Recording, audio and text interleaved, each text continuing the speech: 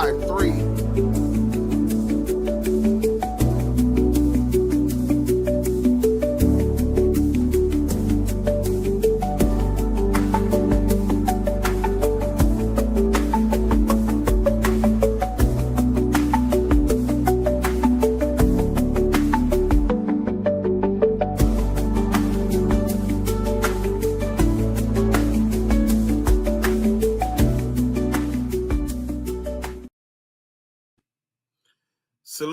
Salute. Hey, man, we on Clubhouse, man. Salute to everybody on Clubhouse. Thanks for coming through to support. We on the chat. Shout out to everybody on YouTube. Welcome to the Damu Kiwe Conversations. Please hit that like and share on your way in. It's free. Thumbs up. Hit that like button and share with your friends. We got the content.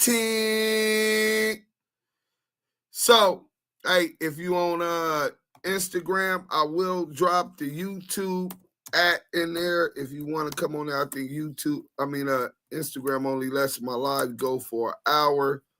Maybe it's 2 hours now, but we get into the business today. So if y'all see the pinned link at YouTube, Active Chucks, come up in there and pull. That's where the dough, I get my dough anyway. So pull up on there. But look, Big Marcus, Deuce, Active. Yeah, we won't have he wanted to do his own thing. Salute to the brother, peace to the king. Big Florence slap 100. Sbgtv almost got me. That was a cool channel. No, it's not. Salute. Deuce and time to cook. Oh, we cooking today. Hit the like now and turn the notifications on. Fact, Mike B, salute. Salute, King. You already know what it is. Deborah Edgerson, I have 2 more hours. I can't wait. Hey, Deborah, you know what? We really needed that energy. Thank you. You know what I'm saying? But trust me, that 2-hour wait was going to be worth it because we going in. I'm going in. Beautiful black ladies. Salute to the chat. Salute. I'm in here, dude. Young Rome, baby D, what up, homie? Sagittarius Jones. Salute to the tribes in North America, man. Salute to you, King Little Doodles. What's up? You already know what it do, bro. Blood, keep fire coming. Do Sims, yay. Bump the Paul. Hey, man, salute to you, Las Vegas Freedom News. RG Ascarai, salute, King. Almost time, bitches. Kid the Barber, what up? You at work or you off? Shout out to Damu Kiwe Conversations, Do Sims and Yael. We was off that Cali is active. Hey, that make a nigga want to walk. That dog pound. Let's bang. Cali is out. We bang. Let's bang. Hey, y'all know nothing about that, man. Then we was off that Papa Dirt, what up? Salute my Damu Kiwe Conversation family. 5678. Y'all already know what it is. Eric AC, what up? You know what I'm saying? King Tyson. Laugh out loud. We knew it. Rayler Q, salute. Deuce, what up? Leon Knight, salute, man. Hartford, Connecticut content. What up, Kurt? Salute. We live. Bless one. Peace and blessings, family. You already know what it is. Bless. Degante, Cobbins, Deuce and all the real ones in the chat, initiated.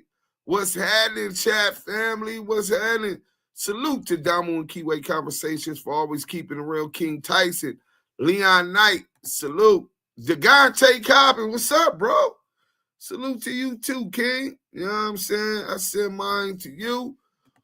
Wasp, baby, for life. What's up with you, man? Let's see what else we got down here. Mitchie Mac, what Sbgtv do? Oh, we gonna be able to tell you everything about that.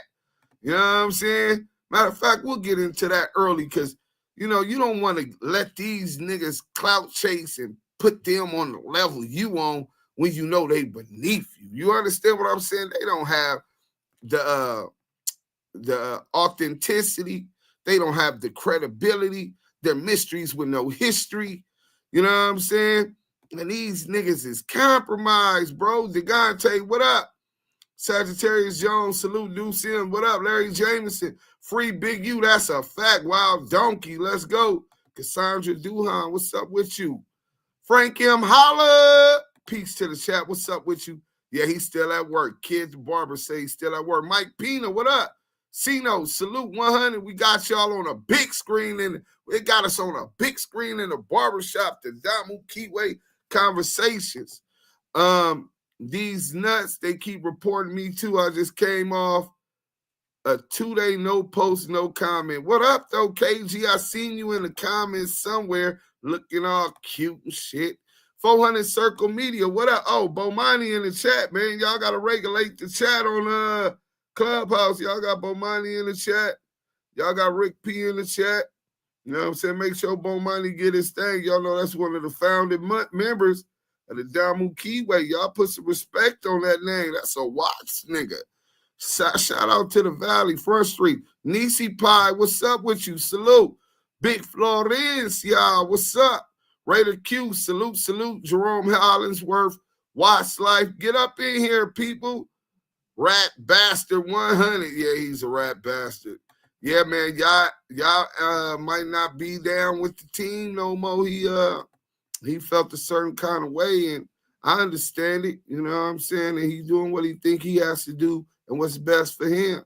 Salute to him, wish him the best. That's my brother, regardless of what he do. You know what I'm saying? With this podcast and without this podcast, I love that brother. You know what I'm saying? So, but yeah, we're gonna be getting another Kiwe up here that's gonna be able to fulfill those responsibilities. He won't be Yael, you know, don't get your hopes up, but he definitely will be articulate. He'll definitely have the same kind of moral compass that has been branded within the Damu and Kiwe conversations. And he'll be bringing something to the table, man. So don't go hard on him when he come on. He'll get the hang of it. Hit that like button on the way in. Family Free Big U for sure, bless. Damn, CS2 back been a rat for almost 20 years. Yeah, next year it'll be 20, huh? Fire Hype, salute. What's up? Miss Leah, hey, y'all. With them active chucks, I see him. Q Banger, what up, bro? I see you coming in on Clubhouse. Salute to everybody on Clubhouse. My brother Guy's in the building. My pops, you know what I'm saying? Kurt, Chris, you know what I'm saying? Bomani. Digital, whoa, B team, for sure, the B team. You know what I'm saying? These nuts, don't let that weak drag CS2 talk fool you. The feds as well as Texas do not play about felons caught in possession. Bro, we gonna get into that earlier. Bro, we viral as hell right now. You know what I'm saying? Shout out to Street Certified News. Hey, look, my nigga, one thing for sure, two things for certain.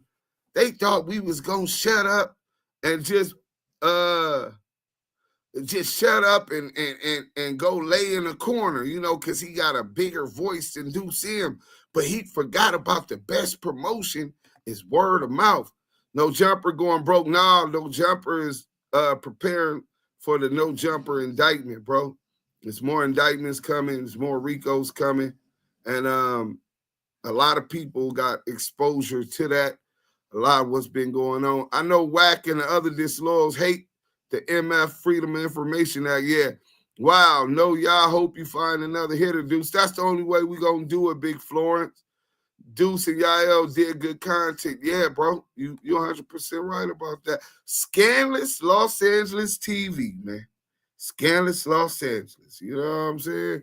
Salute to my other brother, Cameron. What up, everybody? Salute. Fine plate to trophy, salute. And these nuts, they thought we was just going to shut up and take it. Pause. G-Mac, Damu and Kiwe conversations, the realest for show. Lace your chucks and stay active on these rats. That's a fact.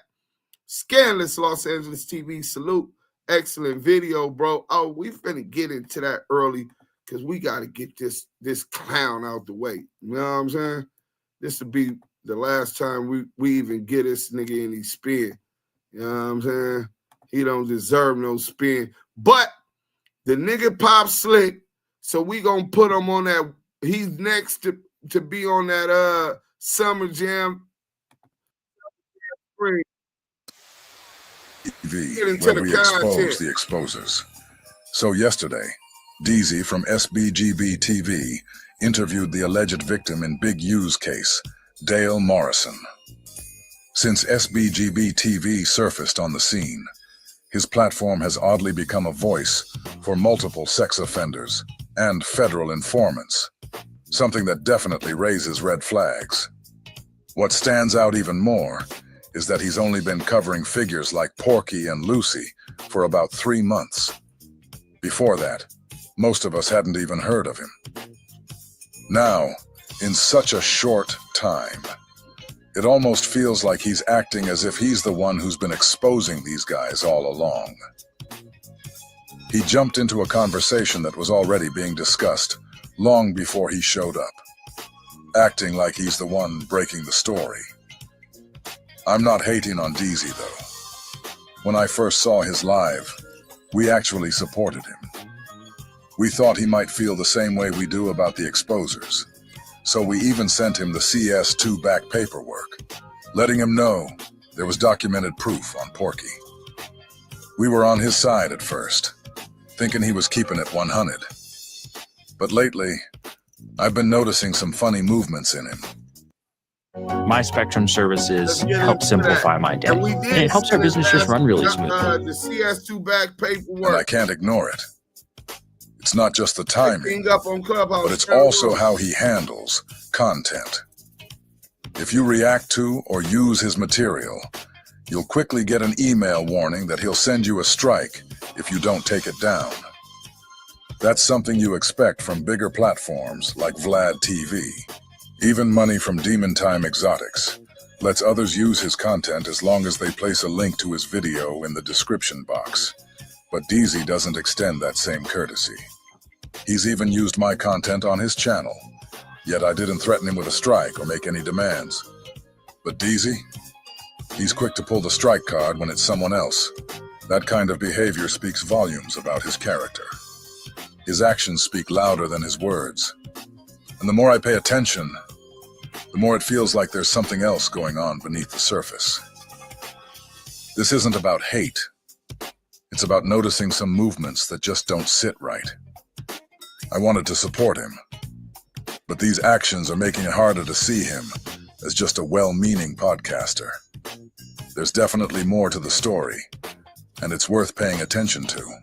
What's going on, Dale, man? You know, we appreciate you calling in, my brother, you know, and we wanted to definitely rap to you about a few things. And, you know, we already know where some of the things stand at, but we do want to hear from you, you know what I'm saying? Because it is what it is. The situation is what it is. You know, we want to hear some things from you about the situation.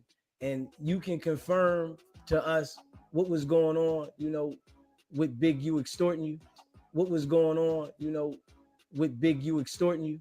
What was going on, you know, with Big U extorting you? So before trial, before Big U get an opportunity to prove his innocence, where the crackers, the slave masters give you the benefit of these only being allegations, innocent till proven guilty, this nigga don't believe in none of that. He want to convict a nigga in California that he doesn't know.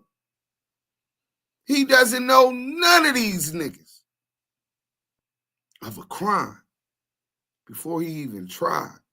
These niggas worse than a grand wizard, my nigga. It's a lot of self-hate, and these niggas got a different agenda. Pay attention. I think, well, I'm not completely ready for the call. But the person that called me right now is a very important person to me, and you know, they wanted me to kind of just say something, you know, right now. But maybe sometime we could schedule something that's a little more, you know, appropriate, and, you know, give me a time to think. Because every day I'm waking up, it's a new blow. Sometimes it's hard to just, you know, take a real grasp on everything, because, you know, I've been lost in the sauce, and it's real easy to get lost in the sauce. And, even with this case, and you know, we kind of get lost, like, you know what I mean, like, you know, you got this stuff where, like, you know, you're a rat, you're a snitch, and you know, it's interesting. The other day, one of my homegirls had a situation where she was kind of Dale talking. She didn't want to tell. So that's Dale, quick to tell, Dale Morrison talking. That's victim one in the Big U indictment, calling in to another nigga in California that's working against Big U in this investigation on this platform. On top of that, this nigga's a pedo, a PDF file, right? The nigga's a convicted PDF file. The nigga's a certified rat. And I guess that's just how this nigga Sbgtv brands his platform. Let's get to the content. This is nasty work. Nobody about it. And, you know, I'm like, man, you got to go deal with this shit because this mother else, you know? And, you know, but it's like, it's so much going on for me. You know, I want to be in like a good state of mind to speak. But I think I can, you know, probably talk a little bit right now, but maybe not, you know, not too much. I don't know. Well, you know, let us know, you know, what you want to tell us. You know, I might ask you a few things, you know, honestly, but you know, what you want to tell us. Well, at this point, I don't really want to tell anything. And you know what? That's not true. I want to fuck some shit. Let's go. Like I really like button. That's the thing, right? I can't be reactive. I can't be. Matter of fact, we're gonna stop the content. Let's get them likes up, man. You know what I'm saying? What's going on? Y'all ain't gotta send no super chats, no nothing. Y'all just looky-loos. We got the content. We viral right now. You talking about almost 50,000 views in the first 6 hours, nigga. What is y'all doing? We come giving y'all the hottest content on the internet, and y'all can't even hit a like button, bro. Well, we can sit here real quick. You know what I'm saying? We can sit here real quick. Yeah, new way to infiltrate us through these podcasts. Raider Q, you 100% right. Dale turned into a mountaineer real quick. Free draws. I know the family. All right, Florencia. Slimeball TV. This dude in Philly hiding out.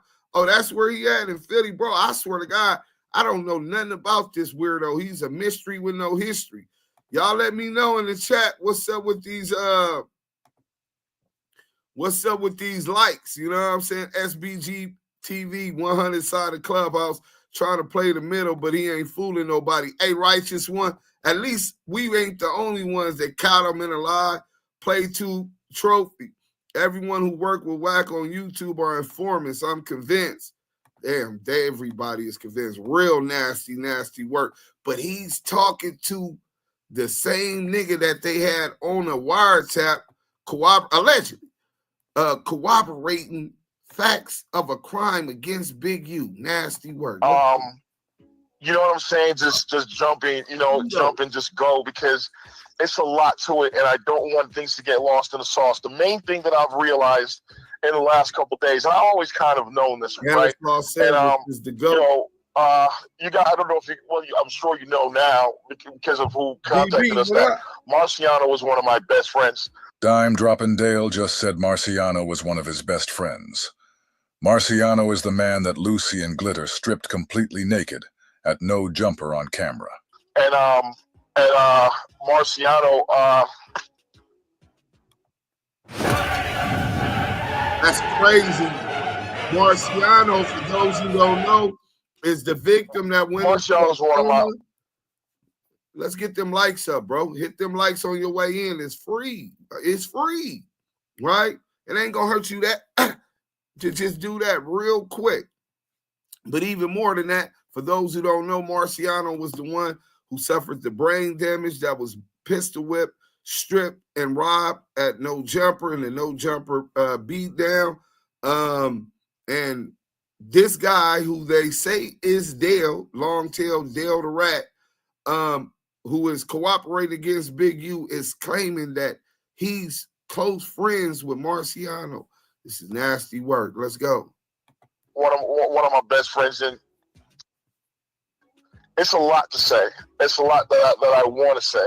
It's just, you know, can't be too reactionary. But when I see a lot of this stuff, I realize that a lot of this shit is for clicks, for views, for subscriptions, and it's how you make, you know, how people make their livelihood. And I'm seeing a lot of things being distorted, a lot of things being cut, and the people are telling the story, and I don't have a chance to tell my story at all. That's why and so I want to. Well, yeah, but again, you know, I just don't.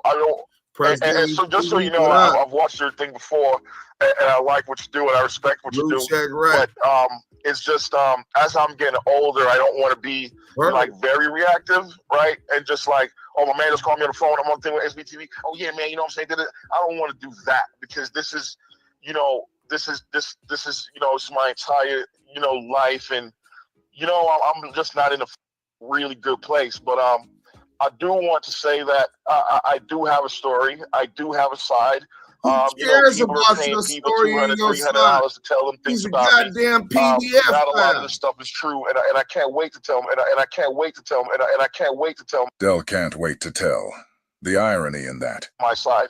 But you know, the people, you know, why we got you here, Dale, at least, you know, let the people know a little, you know, something. You ain't got to go all the way into detail, but we already got somewhat of what the people are saying. The facts are of why, you feel what I'm saying, Big U was grabbed up. So the people want to, you know, at least know the confirmation, because we know Luce Cannon is telling, you know what I'm saying? We know that you talk to the people. We know this, right? So we understand all that, but the people still want to know, you know, hearing from you, the confirmation about Big U running this extortion game. And I just played the audio with you, Luce Cannon, and Jay Reed that Luce Cannon dropped like 6 months ago, you know, confirming what he had supposedly done to you, running down on you in the likeness and for Big U. So, you know what I mean? The people already heard all that. They just, you know, a little confirmation from what's already out there will definitely, you feel what I'm saying?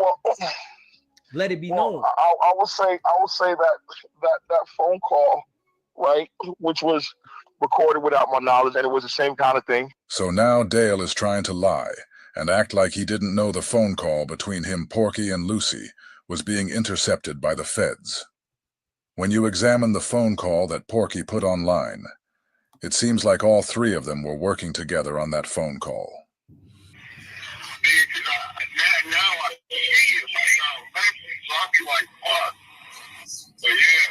Because when we came in there, I came in with my squad, cuz, and then remember we took everything. When we took everything, you know what I'm saying?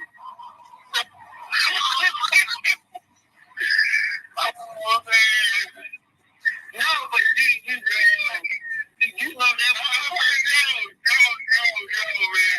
I would like to talk to you more openly when I know you might be recording the nigga. And I got a guy on, you know what I'm saying? So, we talking freely. You know, we talking freely. You know what I'm saying? I don't know shit.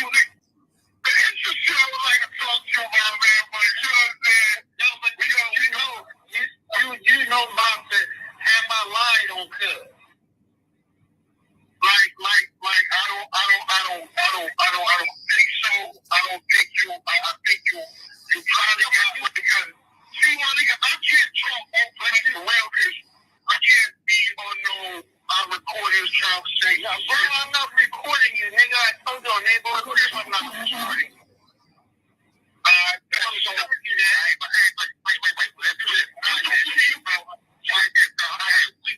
Everybody is out here. We're waiting on you.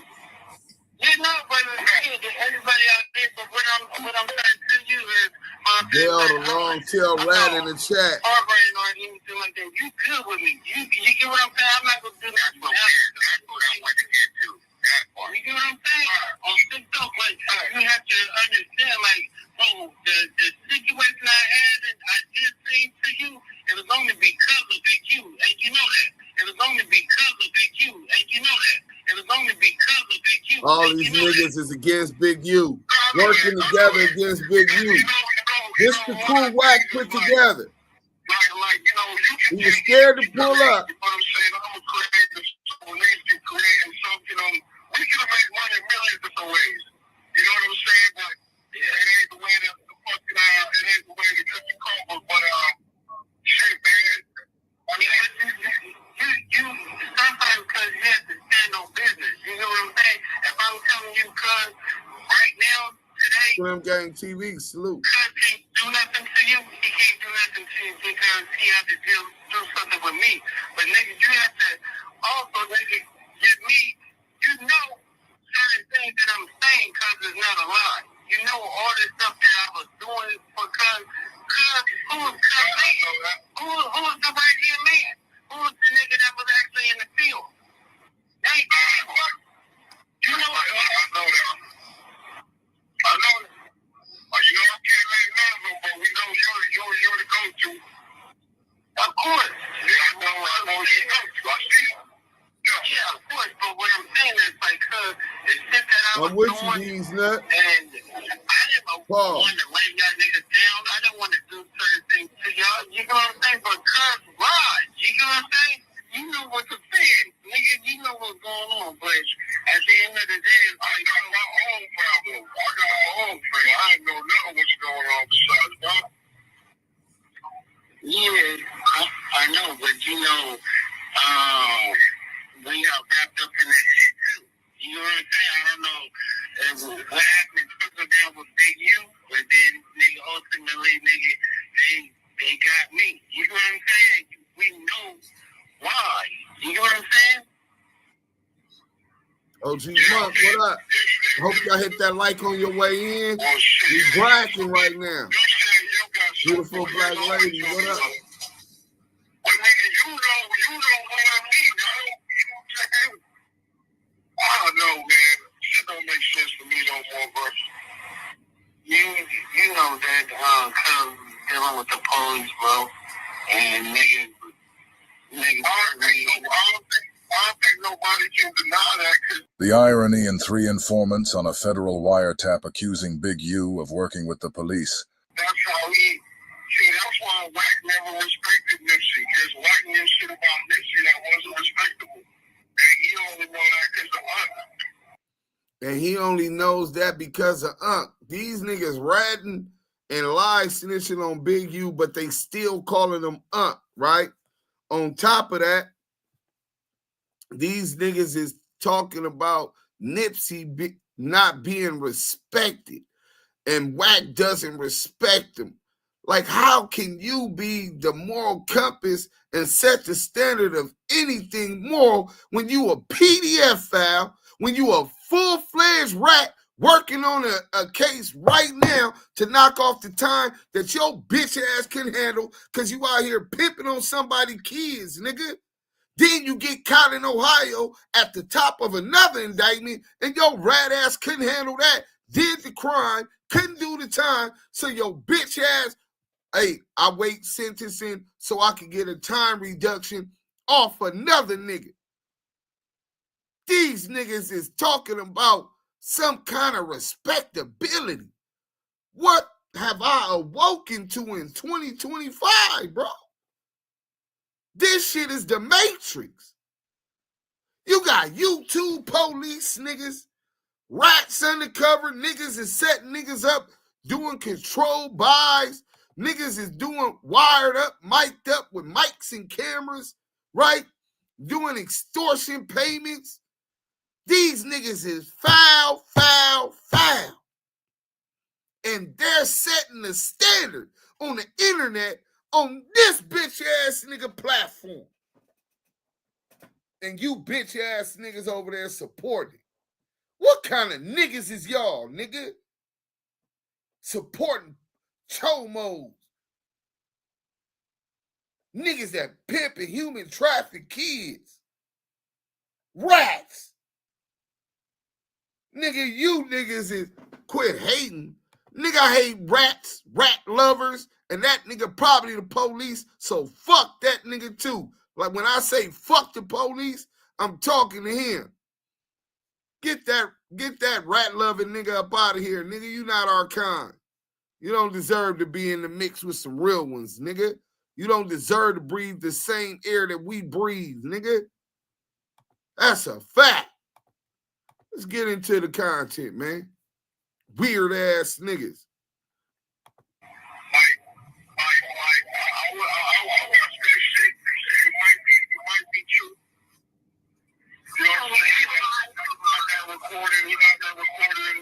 Big mess.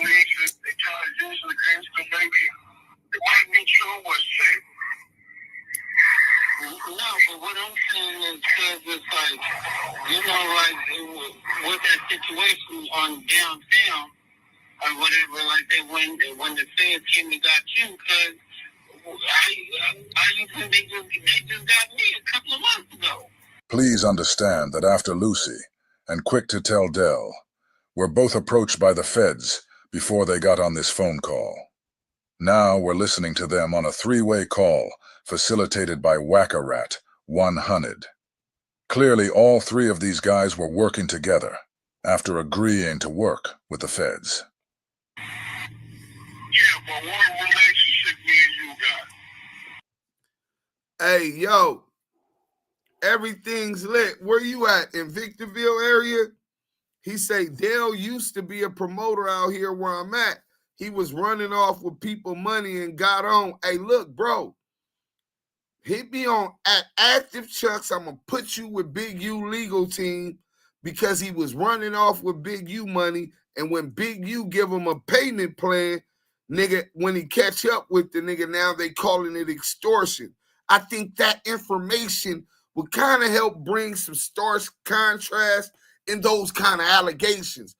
DM me at Active Chucks on IG. Appreciate it, King. Let's go. Minnesota feel the same way, fam. They said this nigga from Philly.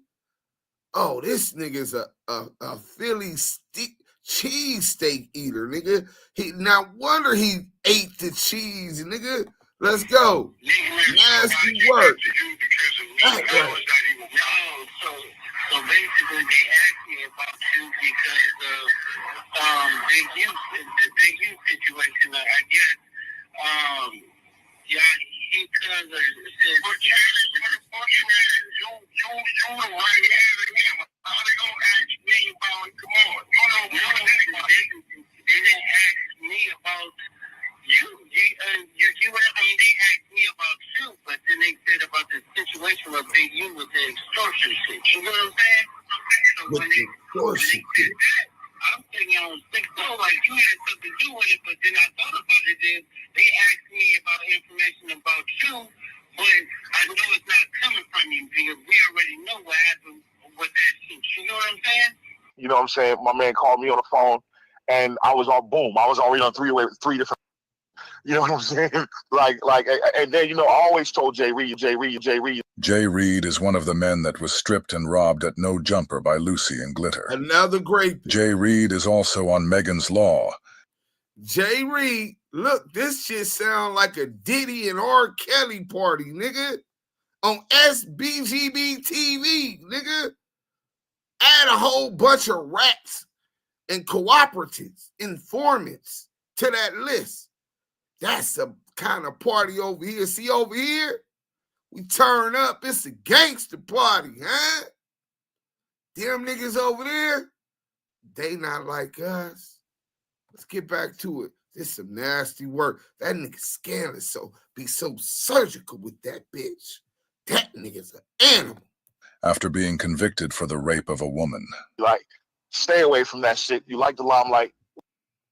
Damn, am I on thing right now? Yeah, you on, Dale. Okay, got it. Well, see, like let's see, what can I say? As far as Luce Cannon, I don't think he works for the police. I don't think he's telling. I think he's lost in the sauce, kind of. Look how the rat-tail Dale is trying to protect Lucy. I guess none of us can see Lucy and the exposer's cooperation in this case.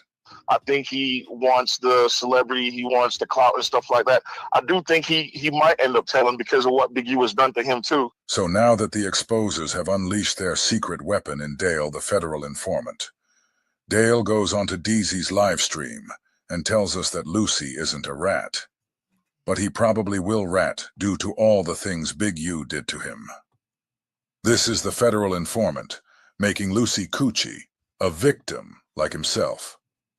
Now all of the sudden, thanks to Dime dropping Dale, the man who called himself the boogeyman is now a victim. He already took the proffer agreement. He already took a proffer. I just put it up there. Oh, okay. So he's definitely telling. Now Lucy is definitely telling, and he probably will end up having a proffer session. But the paperwork DZ showed is talking about a government proffer.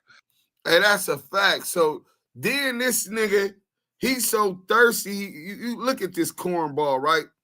The nigga wears 2 watches. Nigga, I'm talking about Tag Heuers, nigga.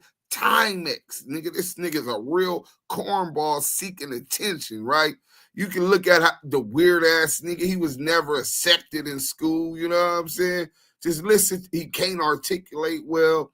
You know what I'm saying? You know what I'm saying? And you know what's real. And real is a subjective term, nigga.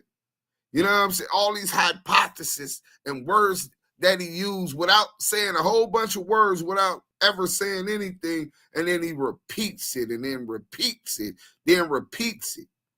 But Phil White says, listen, don't matter what city we from, New York City, LA, Philly, ATL, Chicago, Houston, Memphis, Miami. We all got to do better and uplift each other and network. Hey, Phil White, I'm with you, though, 100%. I definitely think we got to do better. I don't even think we got to. I think we have to do better. It's unacceptable not to.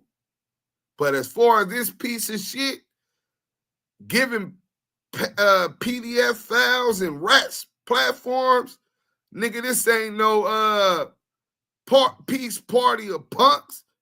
Ain't no rats. Where that Farrakhan clip? I'll be back. Let's get to the content. Not a proffer session with Lucy. When DZ put up Lucy's paperwork, he read the first sentence that says, based on the allegations set forth in this complaint, information set forth in the government's proffer. Because it says proffer, DZ assumed that Lucy had a proffer session occur. When you go to Google and ask, what does this term mean? It says this. This statement means the basis for a legal decision or action, like a charge or a lawsuit, is the information and allegations presented in a formal complaint, along with any additional information provided by the government in a proffer, a formal offer of evidence or information. Here's a breakdown. Based on the allegations set forth in this complaint. This means the legal action is founded on the claims and accusations made in the formal complaint filed by the plaintiff or prosecutor. Information set forth in the government's proffer. The government is offering additional information or evidence, a proffer, to support the allegations in the complaint. Proffer. In legal terms, a proffer is a formal offer of evidence or information, often made in court or during a legal proceeding. In essence, the legal action or decision is based on the combination of the initial allegations in the complaint and any additional information provided by the government in its proffer. So as you guys can see, this isn't the queen for a day thing that we've all heard so much about thanks to Kiwe D. Hit that like This shows button. that DZ and Lieutenant Love's boys both jumped the gun on this one. Proffer. You know what I'm saying? I'm hearing they took a proffer. You know, let's look up proffer. I looked up the government proffer. They try to say you agreeing to what you signed. I said, no. That ain't what it is, bro. No, that's not what it is, bro. I looked it up earlier. Rat babble. Okay, look, let's look up the government proffer. Government proffer's telling. Okay, let's check it out. We're gonna read it together. Okay. In a government proffer, somebody screenshot that and read it. Man, it's rats everywhere. I'm gonna read it to you. LA, everywhere. In a government proffer, individuals under criminal investigation or prosecution I don't know nothing about this cat. enter into a written agreement to provide information to federal law enforcement, potentially in exchange for leniency or immunity, but with the understanding of false statements or omissions could lead to prosecution. Do y'all know what that means? Because sometimes I got to read things over because everyone's not too sharp. Let me read it one more time, then I'll go over it. All right.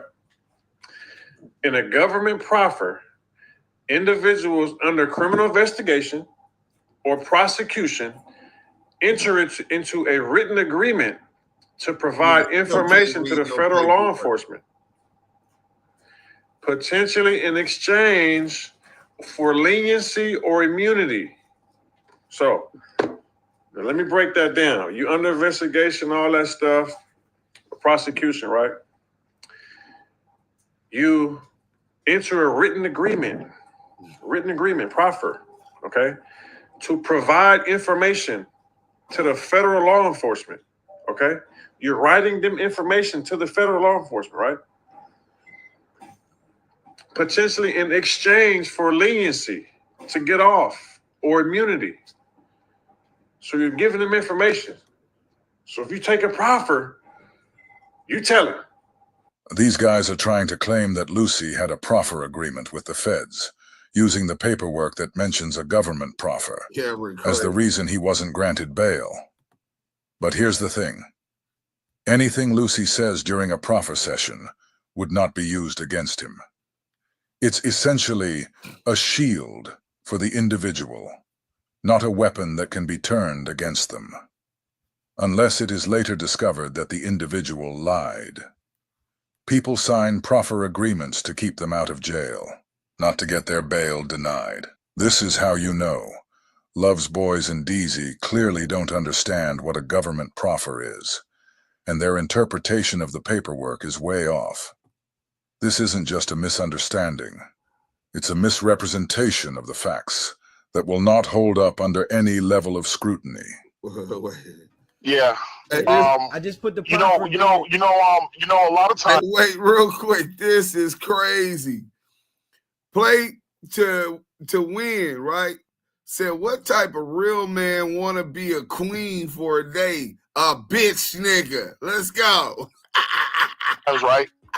You know, a reflection of what happens to you through life is a reflection of what you've done through life. And I think that, you know, when you look at, you know, even the Nipsey Hussle situation and, you know, what Nip and, you know, Big Man went through, it's like we're not dealing with one of the best peoples in the world. We're dealing with, you know, a lot of these people are pro-black only when it matters. Even one day I seen Luce Cannon on the show talking about, oh, yeah, you know, y'all niggas like Willie Lynch, y'all want me to get locked up and this and then that. But then, you know what I'm saying? You just fucking jump Marciano, bro. Nigga's 60 years old. You took him off his clothes and like, you know, it's only pro-black sometimes. They're only community people sometimes. And nobody really knows these people. When you look at Nip contract, 10 years for 30%, you know that shit's fucking demonic. 10 to 20% is the standard rate for an entertainment manager. And it's common for an artist to pay anywhere within that range. Nipsey signed for 30%. But that wasn't just Big U's doing. Steve Lobel was working alongside him, and it was 15% for each of them. So, it wasn't as outrageous as some might think. What's really crazy is hearing Rat Tail Dale talk about demonic when he was caught sex trafficking children. That's a whole different level of hypocrisy. A whole different level of hypocrisy. Quick to tell Dale is on this nigga platform, given the opportunity to call Big U demonic because of a contract that he had, which is a little bit more than the standard contracts, obviously, right? 10 to 20% is usually what managers take. But remember, there's two managers. Two. Steve Lobel and Big U. So each one of them brings more to the table, and he's requiring both of them to manage him with his new deal with Atlantic. So he said, I'll give you 15% and you 15% because I'm ready to go. I got to deal with Atlantic. We finna blow, right? He comes get them, take away from whatever they got going on to utilize the time, resources, and everything at their disposal to put them in a position to win. That's demonic.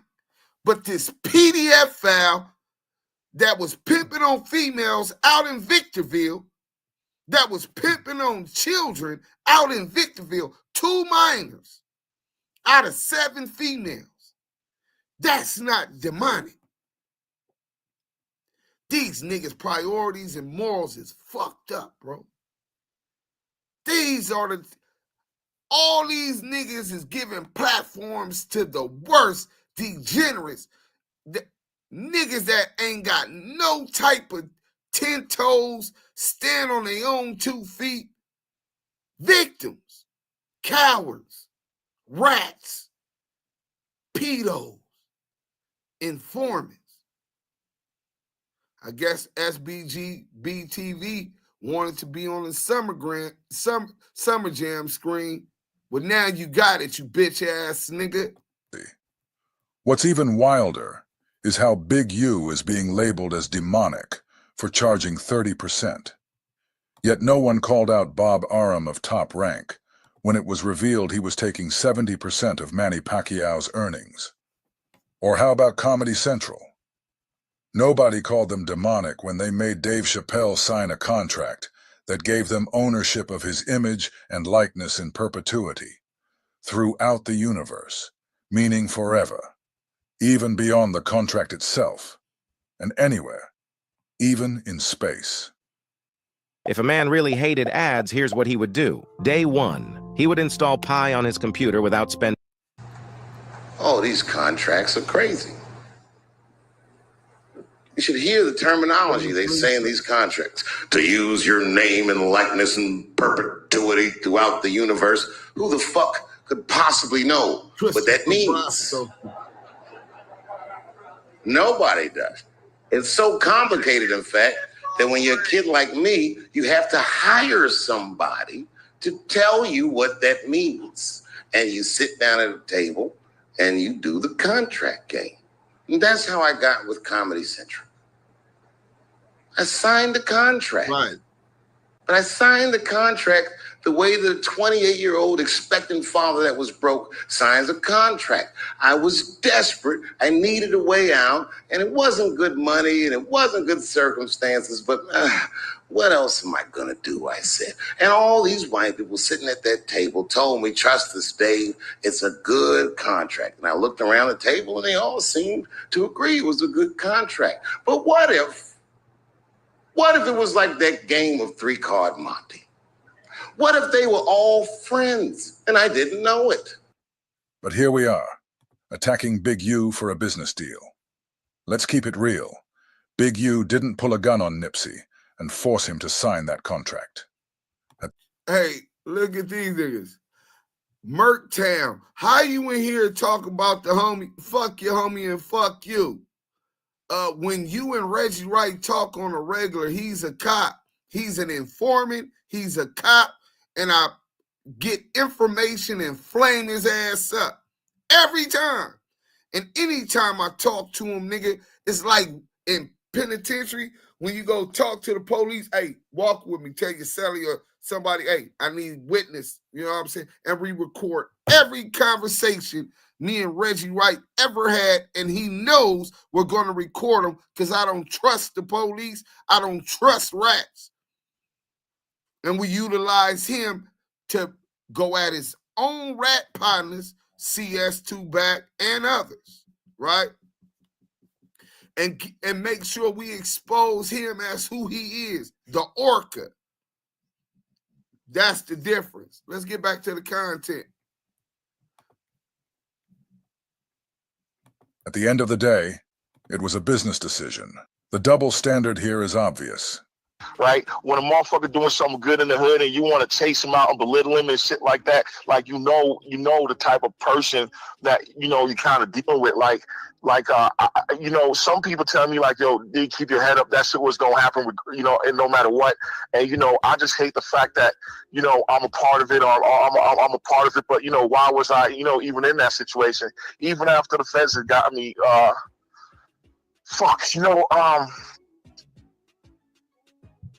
the people already know what it is, though, Dale. You feel what I'm saying? So I don't think they know. They know what they're being told, and then remember, there's a complaint, and then there's an indictment, and then there's something stronger than even that, right? So a lot of complaints and indictments are being pieced together to do and say certain things, and and then like I do respect this shit. And I do understand, the business part of it. I do know that, what I'm saying, a lot of this stuff is for, and like I said, I watch you, and I know the man that hooked us up. There's nobody more pro-black than this guy, you know what I'm saying, brother, sister type thing, and I respect him a lot. But just afford me some time to think, and maybe we can have a pre-discussion about the agenda here. What are we trying to do? Because everything should have a purpose to it, and a purpose to uplift our people. You know what I'm saying? Like, even when I think about Big U and I think about Luce Cannon, and there's anger and there's animosity and there's hurt and there's all of this shit involved in it. You know what I mean? I still know that as black people, we're still fucking products of our environment. You know what I'm saying? A lot of people think for me to win, you got to lose. And, that's a big problem. And that's what my brand, Everybody Eats, was always about. Like, we can all kind of survive the way you got 50 jewelers on the same block, but they can all get along. You know what I'm saying? It's not really dog eat dog.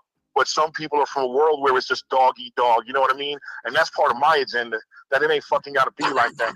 You know what I'm saying? That a black man ain't got to step on another black man. The old niggas ain't got to step on the young niggas, like, to where they can't breathe. Like, this shit, like, you know what I'm saying? Like it's a lot that goes on. And I want to kind of have a purpose for it. I want to have like a direction of where we're going. And I'm kind of just thrown in right now, and I know that I'm not supposed to let that happen to me. And so I'm probably gonna stop talking. But at the same time, I would like to talk off this thing and see, trying to do, you know what I mean, and kind of go like that.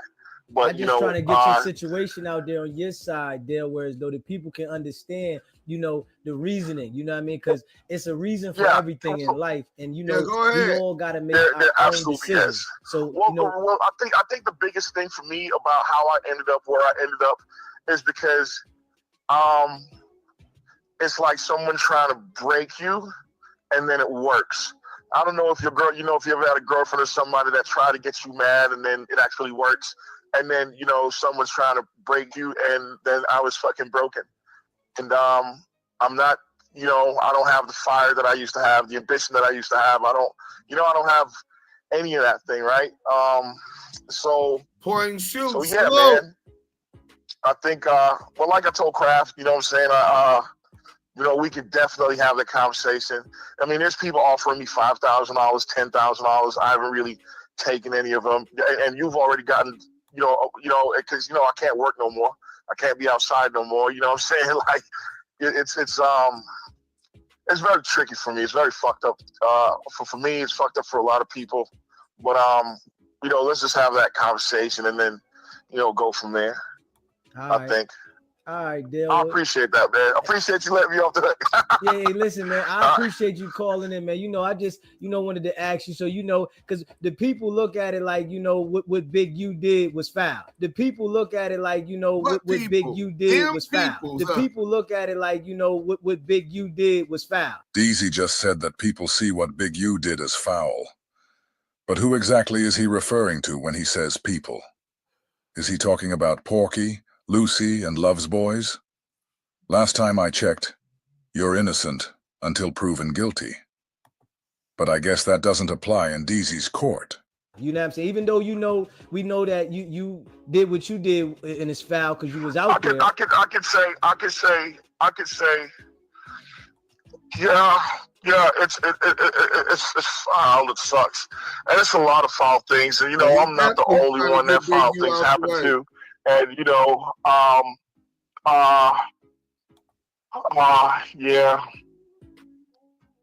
yeah. I mean, it's going down. It's already going down, Dale. So what it is, If people did what they did, and it is what it is. That bid, people got delay in it. So we gotta take it from here. Life keeps on going regardless of what happened, and it is what it is. It done went down. Yeah, and then as we go through what happened, there's a lot of people that this shit's happened to all across, I think, and for different reasons. You know what I'm saying? A lot of times, looking at this shit like, well, yeah, man. We'll talk. And hey, thanks for reaching out. Now we know that it was DZ that reached out to the federal informant Rat Tail Dale, and not the other way around. So that's the end of it. Shout out to the bro, Scandalous Los Angeles TV. Y'all make sure y'all go subscribe to his new channel. He been getting reported by the rats. Y'all know that's what they do, right? And he need that other channel. He's about 300 subscribers from being monetized. His new page right now ain't even monetized. His other page ain't even monetized. So that's what we got to do. It really sounds like two cops talking because that nigga is a cop. Bro, think about it like this. Whenever investigations start, who always pops up? The cops, right? Let me get to this. And we're going to run through this little clown real quick, right? Because he's a nobody, right? What's his shit? Sbgtv? Let me see. Okay, Sbgtv. I don't even know. I don't watch this nigga, man. I caught a couple. They told me, hey, he wants the CS2 back shit. Hey, call up there. Deucey does this. I call up there. I sent this nigga the paperwork, bro. This nigga didn't even know how to read the work, bro. This nigga's a real civilian in street business and street politics. And the nigga, in street business and street politics, the nigga ain't even from California, but he's over here implicating people and working with the informants to implicate Big U in crime. He's working with CS2 back, got them calling in, working with him, but he's supposed to, and started trying to brand his page as if he was anti-CS2 back. Now, for those on Clubhouse, if you was around in season 1 on Clubhouse, you know what happened in Sleepless Los Angeles. He took it over. You know what happened in Trolls Nation. CS2 back took it over. You seen what happened in Street Runners. He took it over. You seen what happened in E-Band Films. He took it over. As well as Depth of the Cloud Chasers, which they even trademarked and took that brand over. They've since changed their name. And a lot of other YouTube pages, Jeezy Miyake Room, right? If CS2 back can't dominate and control the narrative, then he's not coming on your platform. he dodges and ducks accountability any way he can. And I know that because I'm his arch nemesis. I don't proclaim that. That's what CS2 back proclaims. Because he knows he can't fuck with me since he met me, nigga. From the first time he wanted to recruit me, nigga. And I told the nigga, nah, I'm cool. I ain't on you with no bullshit, but I don't want to do no business with you. Because I knew he was a rat then. I didn't know. I figured he was a rat then because he had interviewed Tekashi 6ix9ine. So you want us to believe you're anti-Wack, and this is how you're promoting and marketing your page. But you got WACK100 calling in, and he's running over your slow ass with the narratives he pushing. You don't even get it, nigga. Lost in the sauce, square from Delaware, nigga. Pushing his narratives on your platform, prostituting out your page, and you good with it because before him, let me show y'all who this nigga is. This is the nigga that y'all try to say is us versus them. This is us versus him, and we're hating on him. I sent the nigga the paperwork, nigga. Fuck you mean? I'm hating on him. Nigga, we try. Then he used Scandalous video, right? Hold on. Let me go. There I go right here. So let's go to this page. As y'all go subscribe to him if you down with the PDF files and the rats and informants. You know what I'm saying? Weak niggas, beta males, right? Squares from Delaware, right? So look, y'all pay attention. Let's blow this. Oh, they ain't gonna let me blow it up. All West Coast content, nigga. Ain't never been to LA. Don't know nobody in LA. Wack, Luce Cannon, right? But mind you, Luce Cannon, I'm calling out. And then you go all the way up to 3 months ago.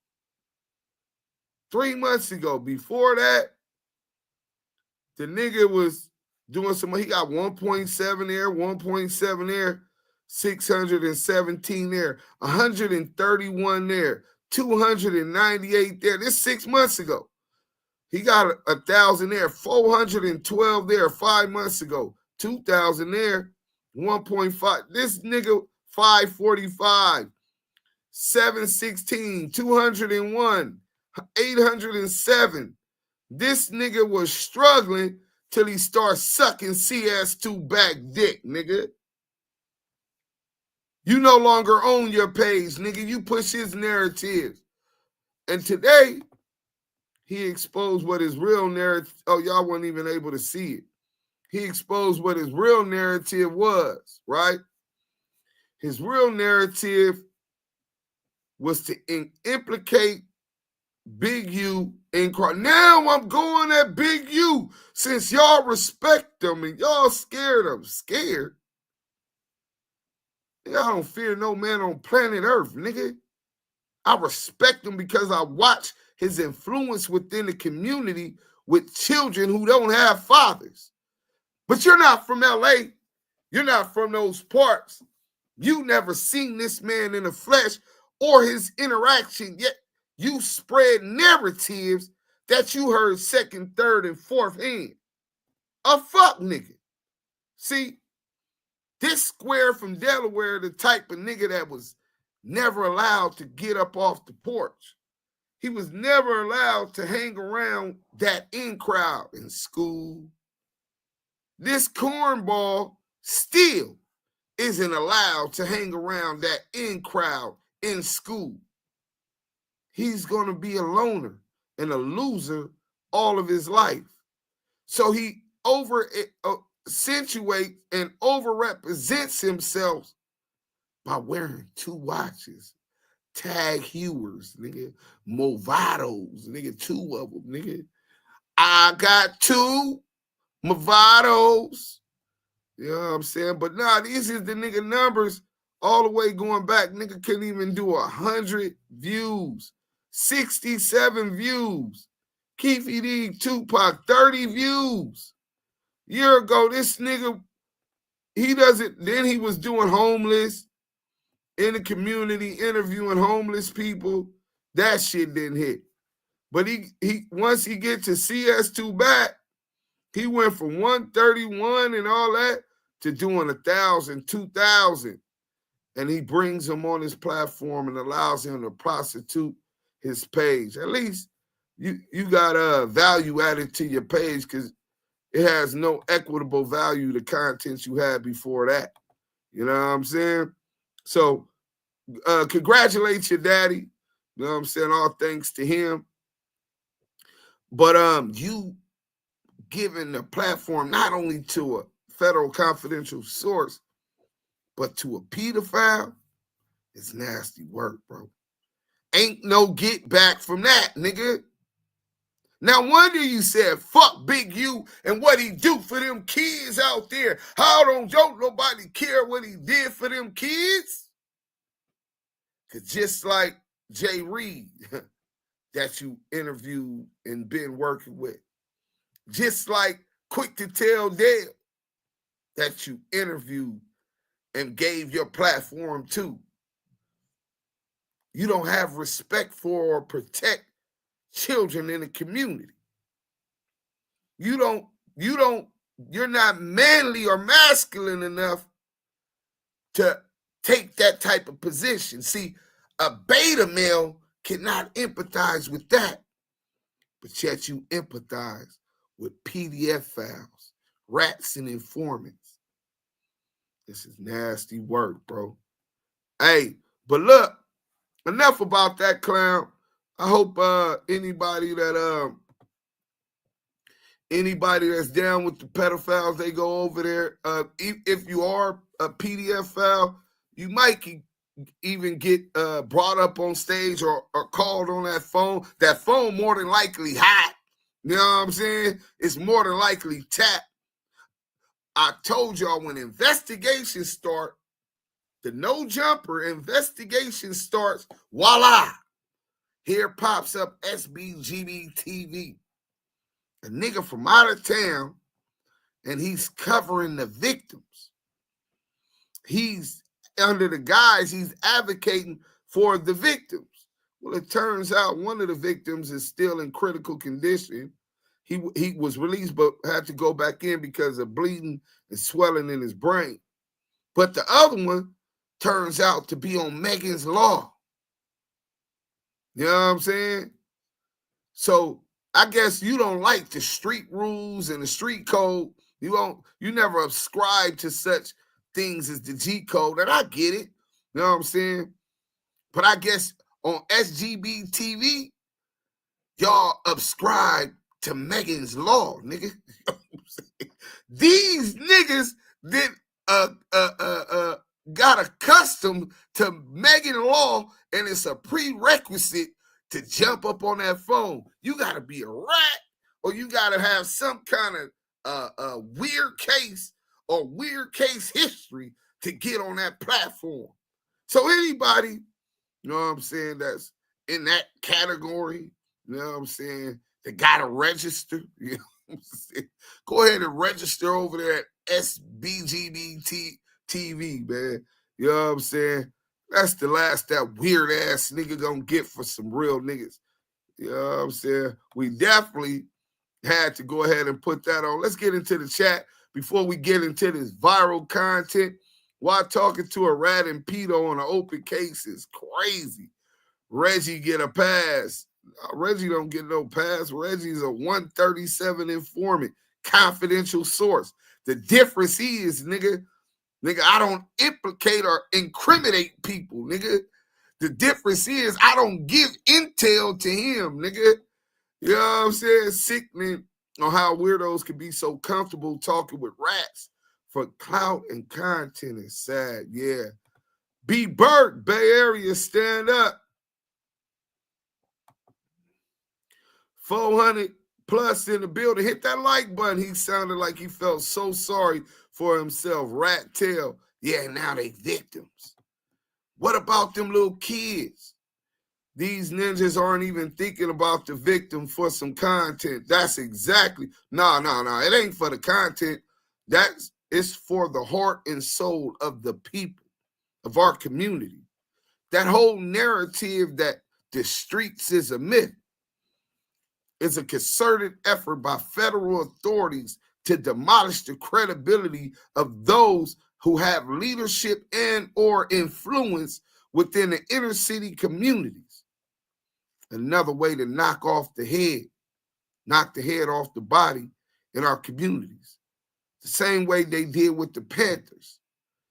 So now we scramble after that, and these organizations all formed in the late 60s in Los Angeles, trying to replace the structure that was there before, the heads that was there before, and it's a little more watered down. These youngsters that tried to emulate what they seen with the Panthers, the Brims, the Bloods, the Gladiators, the Crips, West Side Crip, East Side Crip, Compton Crip, right? Slauson Boys, Inglewood Chain Gang. They were never as strong structurally or as focused and mentally sophisticated to understand how these people was going to come, especially after the Panthers were decimated the way they were. Geronimo Pratt had to do 25 years before he was released for a crime he was found not to have committed. There goes one of your leaders for 25 years. Tried again in a generation, a life sentence. Afeni Shakur was lucky that she was smart enough to get up in that law library and fight her case in pro se while she was pregnant with Pop. You know how much resources that took, how much leadership that took out of the communities? That's what's going on right now. And they wanted to be acceptable with these homosexual acts. Normalize it. With this pedo shit, Epstein type shit. Y'all forget what they did to our ancestors on this continent during slavery. Subscribed to this channel a while ago, but unsubscribed immediately.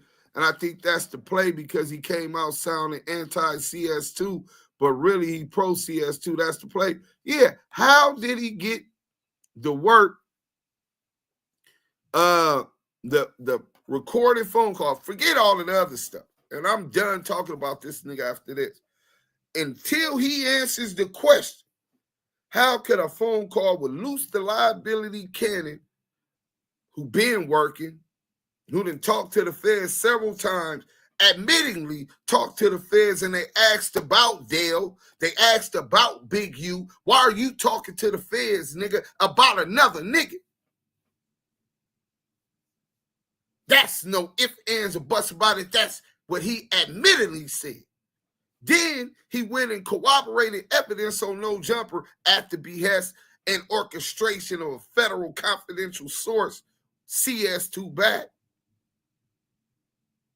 Right? So that's as easy as it gets. With whether you got the phone call from Luce Coochie, CS2 back, or Dale the quick to tell rat, nigga, you compromise. Nigga, you're working on the behalf of, they're not just giving you that content. That's evidence in a federal indictment, nigga. And they just giving it to you because they like you. I'm quite sure they do. You know what I'm saying? He's like Gully TV sitting somewhere in Pennsylvania talking about street business, getting a YouTube check. Man, that nigga check ain't like that. YNW Ludamari, what up? Salute. Whatever happened. Oakland, smoking. What do y'all think is the end game? Nigga, get as many niggas locked up that's in the street, that's online, nigga, as possible. G-Dog, Philly in the building. Salute. Damu Kiwe conversation. Salute to the bricks, nigga. Concrete. Philly. Ain't no plays, kings and queens. You ain't lying, Deucey act like he was raised by gay men. No disrespect to that community. He just don't act like a man from the street. Now, he definitely ain't from the streets. That's why he say he's a civilian. See, y'all forgot what the play was. Remember, Wack was the first one online talking this 6ix9ine's a civilian thing.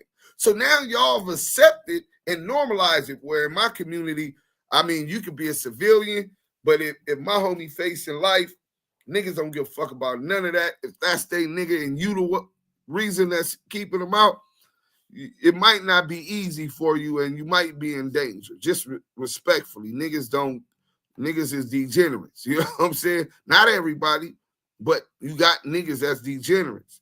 But Wack brought that to the internet with the 6ix9ine thing. So now here come one of his dick-sucking YouTubers who's disguised as anti-Wack, right? To draw in people that don't like Wack under the guise he's a civilian, which means it's okay for me to snitch on niggas online. That's why we give you the snitch shit to corroborate evidence against Big U. This is why we send the snitches to you, the no jumper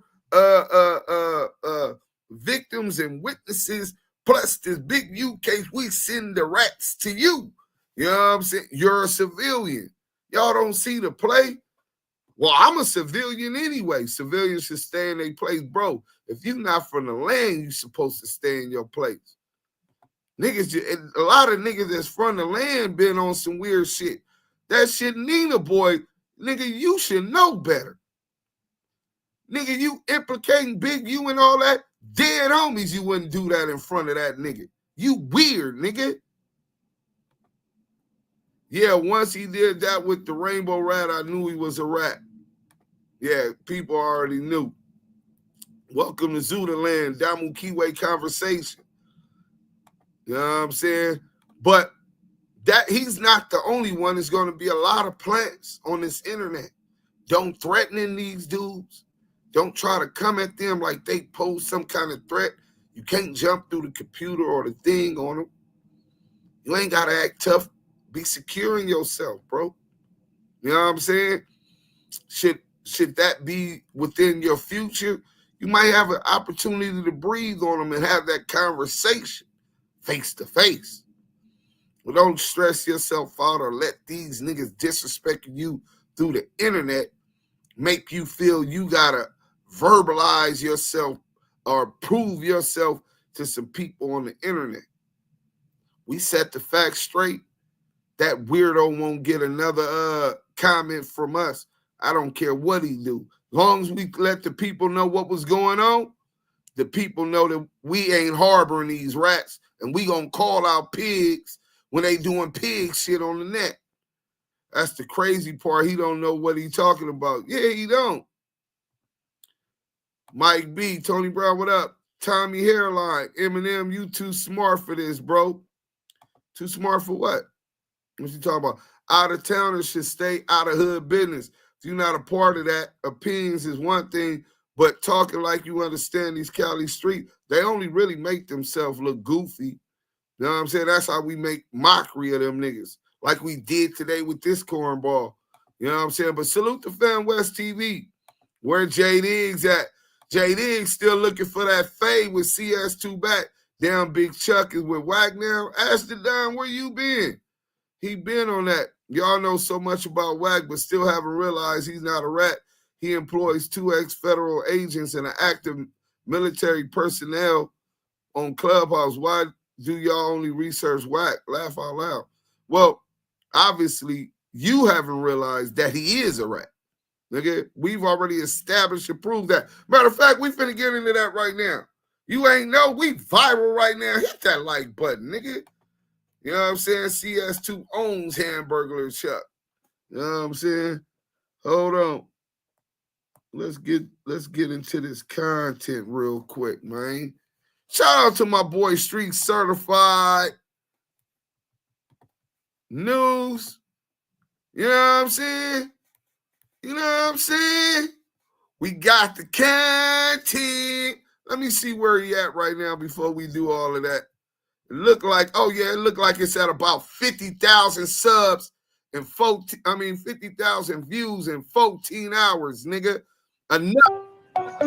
US Cellular, we're celebrating. Every shot hit. Direct target. CS2 back. Proof, WACK100 is an FBI informant since 2006 gun case. Paperwork party, nigga. Part 2 hood dot. Street certified news. Hit that like button, nigga. Y'all in here with the hottest content.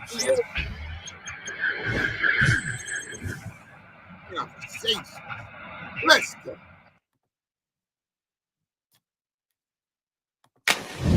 What's going on? I'm Larry Hoover Jr. and I'm rocking with Street Certified News. Shout out to the Wack. Shout out to Street Certified News. What's cool? Hit him, Mr. Oh, yeah, y'all already know what it is, man. I'm rocking with Street Certified News. We got behind the scenes, man. We're gonna tie this bitch up. What up, it's your boy Bum J. We rocking with Street Certified News. Man, Street Certified News, man. Shout out Big Bo. Shout out Wack. Yo. It's your boy Amarillo. Hey, Street Certified News. We back with another. Man, first off, man, if you guys could stop, man, smack that like button on this video, man. It always helps. You know what I'm saying? When you guys drop that like button, you guys always support our videos. That nigga not we greatly appreciate it. This week, man, you know what I'm saying? With all this rolling 60 stuff going on and Big U, and there's been a lot of people that have like kind of come out just more than us and have really had negative words for WACK100 regarding his information and how he shares information and how it could potentially be helping law enforcement. WACK100 continues to claim that, you know, he's a street guy and he abides by street codes. You could be doing something rules, wrong. but he always seems to find himself embroiled in situations where he's given a little bit too much information to law enforcement, or he's being treated a little bit too lenient by law enforcement. Although we're not really gonna get into the Big U shit, we might get into it a little bit later. We wanted to get into a 2006 gun case where WACK100 and his brother, both convicted felons, were caught with seemingly an artillery of firearms. You know, shout out to Active Chuck's Deuce M's. We spoke to him later in the video. He gave us some insight. This was all information that he collected directly from the county office down there in Texas. So he'll talk to us about that later. In part 1 of the video, we spoke with gangster documentarian Al Prophet. In part 2, we're really going to break down this 2006 gun case and how it coincidentally lines up with an older story that we told you guys about WACK100 getting caught on wiretap with the Stutterbox, Ladell Rawls, Mark Stevens case in the Main Street Mafia Crips. So, hey, man, look, with no further ado, it's all going to come together, man. Trust me, it's crazy.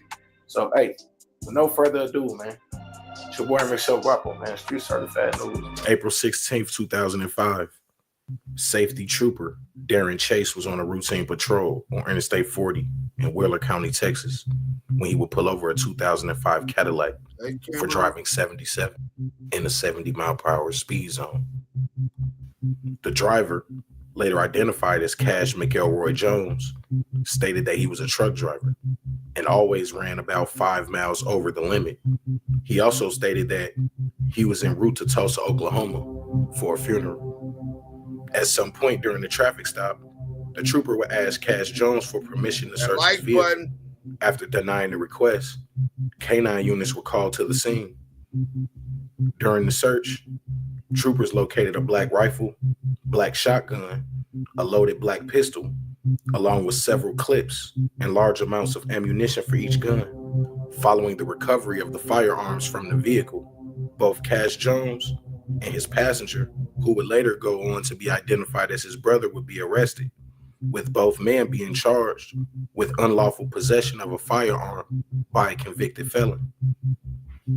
Soon after this arrest, he would be briefly placed on a Fed hold before posting a $10,000 bond. Once out of jail, WACK100 would travel back to Los Angeles, where he would continue working with Death Row Records and Suge Knight. Only 2 years later, in January 2008, police would name Knight as one of the members of the mob Pyru Street Gang in a crackdown by authorities in the city of Compton. despite his music industry connections. And now, real quick, May 2008, Suge gets locked up again, right? Remember, Wack House was raided April 25th, 2008, and he went to talk to the police April 27th in the FBI headquarters building. He talked to the Joint Task Force. Nasty work. Let's go. Managing Ray J and rapper The Game, WACK100's name would be left out of the crackdown. In that same year, Cash Jones, aka WACK100, would be caught on wiretap, informing business partner Mark Stevens that the Main Street Mafia Crip leader Ladale Rawls was under investigation for the kidnapping and beating of Robert Ross, aka Stutterbox. Ladale Rawls, who prosecutors said was the leader of the Main Street Mafia Crips gang, would be accused in a criminal complaint filed in February 2011 of directing members to kidnap, beat, and rob the victim, Robert Ross. CS2 Back will play a pivotal role in that case, both helping authorities connect the dots to Dale Dog via the wiretap phone calls and eventually helping Main Street beat their case. Let's play Stutterbox talking to Wack. This is what I'm trying to figure out, though, Box. Help me understand this, because me and you both know that whole case was your thing. What is Mark saying I had to do with the case, bro? Wack, listen, in the paperwork, it said you tried to call Dog, remember? I tried to and he call won't take Dog. your call. And I sent it to you. And he said I talked to Dog. But he said he didn't talk to you. He wouldn't take your call. But they said he wouldn't talk. Yeah, and Dog said he was cool. He didn't want to talk to you in the paperwork. That's what you said was going off of what that whole Main Street shit. That's what Luce Cannon going off of. Listen, so Stutterbox's Wack is recording Stutterbox. Dog said he was cool. Because I done exposed the paperwork on him. So he trying to bribe Stutterbox. For those who don't know, right? He calls Stutterbox, offers Stutterbox's daughter percentages in his diaper company, this big old Congo diaper company, Incredible Diapers, right? Offered her equity and percentages and stocks in the diaper company, and offered to send Stutterbox's son in jail, who he says call him uncle, J Hood, and Stutterbox said that's a lie. That nigga don't call that nigga no uncle, right? Hey, what nephew need all of this shit? And then started recording Stutterbox unbeknownst to him, and Stutterbox is telling him, nigga, what Mark Stevens and them is saying. Let's get to it.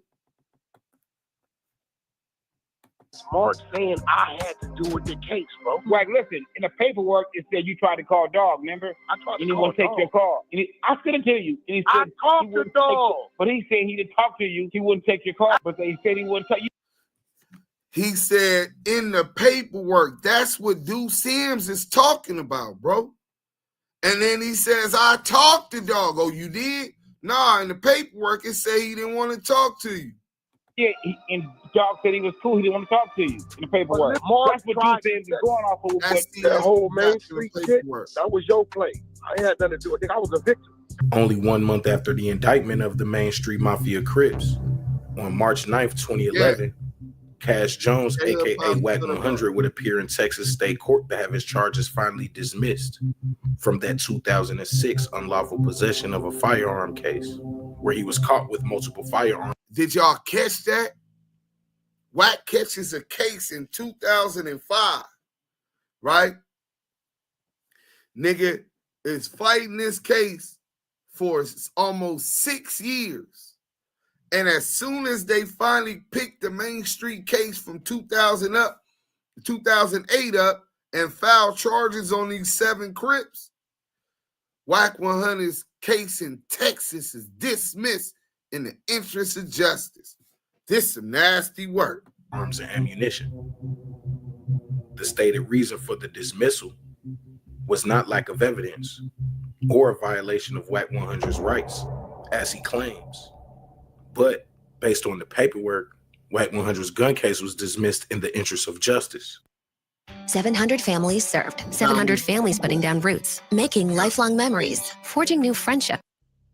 So investigating this story, we tapped in with our brother Luce Cannon from Apple Chucks, a very popular California-based media company. They really tapped into the streets, and you know, Deuce M's, man, this is somebody who, when it comes to WACK100, and he's done extensive research on this guy. He really breaks down, you know, how WACK100, you know, and why he concocted this whole improper search and seizure thing. So this is my question. So Wack has addressed this before, right? Because we know the story real. We got the paperwork. He can't dispute it. It's a real case. He really got caught with hella guns as a felon in Texas. With other people, and his brother was a felon, right? So it was two felons that got caught, right? Right. So he's explained. Has he ever explained how these charges got dropped? Because you sent me the paperwork, and I see what it say, and it says in the interest of justice. I sent you the video where he claims that it was dismissed for illegal search and seizure. Right now, within that same paperwork that you got, I got that paperwork from the clerk of Wheeler County, Texas, the deputy clerk, old Debbie McLaughlin, right? And you probably can see that on the email, right? Right. To verify where I got it from. And there was a motion to suppress the evidence, which essentially argued fruits of a poisonous tree based upon the argument that this was an illegal search and seizure. Right, I saw that. I saw, and the judge denied that. Right. Now, Wack, I'm going to see you the thing where Wack is saying that's how his case got dismissed. I get pulled over and the search happened in Texas, right?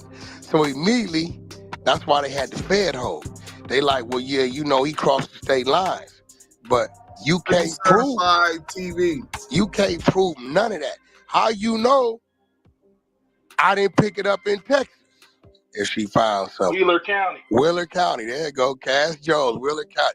Them motherfuckers.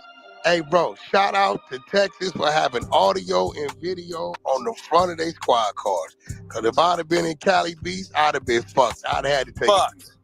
Yeah. Because they have to write the report based on the audio, the video and the audio. Nobody said they more crip. Like if I had been California, it'd have been my word against Get out your feelings, Tommy Hairline. Or how they got it. Them niggas could have said they saw something on the back seat. They could have said all kind of shit. But because they had audio and video, that's what saved it. Right. So basically, Wack is lying about why this case got dismissed, and we know that because we contacted the clerk in Texas. They sent the paperwork, and it clearly states that his motion to suppress was denied because the judge found that none of his rights got violated. They did the right kind of search, and this is what they found. So then when they had the right probable cause. So he didn't get that evidence suppressed. So then when I see the motion to dismiss and the judge grants it, and I see it's a list of all of these things that it could be. Right. And it's a lot of checked. You said what? One of the boxes is checked. Right, only one of the boxes is checked. But the things that it could be were surprising because it was like lack of evidence. Nope, that's not the problem. Illegal search and seizure. Nope, that's not the problem. Like I think it said something like the person that died or something. It was like a few different reasons why they would drop the case. And none of those things were X'd off except for this thing that they call in the interest of justice. What's your take on what does that mean when a person get a case dismissed? Like what is in the interest of justice? What does that usually mean? That was the first time I ever heard it, right? So in the interest of justice essentially means that the prosecution filed that motion to dismiss the case. So WACK100's attorneys and WACK100 had to convince the prosecution that it would be in the interest of justice that two ex-felons crossing. Hey, real quick. Hey, Tommy, if you insecure about your cripping, then you ain't gotta explain your whole family line and ties to it. Bro, if you're not there, you don't know what war happened in every single year. Some years might have had 3-4 big wars going through, and you weren't there and you don't know what's going on, then you lost in the sauce, my nigga. I'm just saying.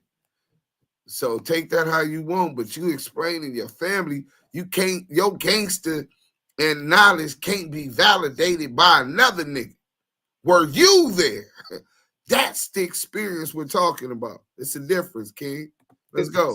Federal state lines making it traveling interstate commerce, making it a federal case. That sending out that message is that is cool. It's in the interest of justice that we don't prosecute this dude, which is a far-fetched reach, right? Especially in Texas, when I mean, for it's people that got 5 years for just weed in Texas. Don't mess with Texas. You know what I'm saying? So this is my other question. So, like you said, he's trafficking goods across state lines. Him and his brother are already convicted felons. Somehow, some way, they get their charges dropped. Why did this thing never go federal? Right? The feds have put a fed hold on him off of the top. He admitted to the police in a statement to the trooper, Darren Chase, that they had came from California and he was going to pick up his mother for because she can't travel.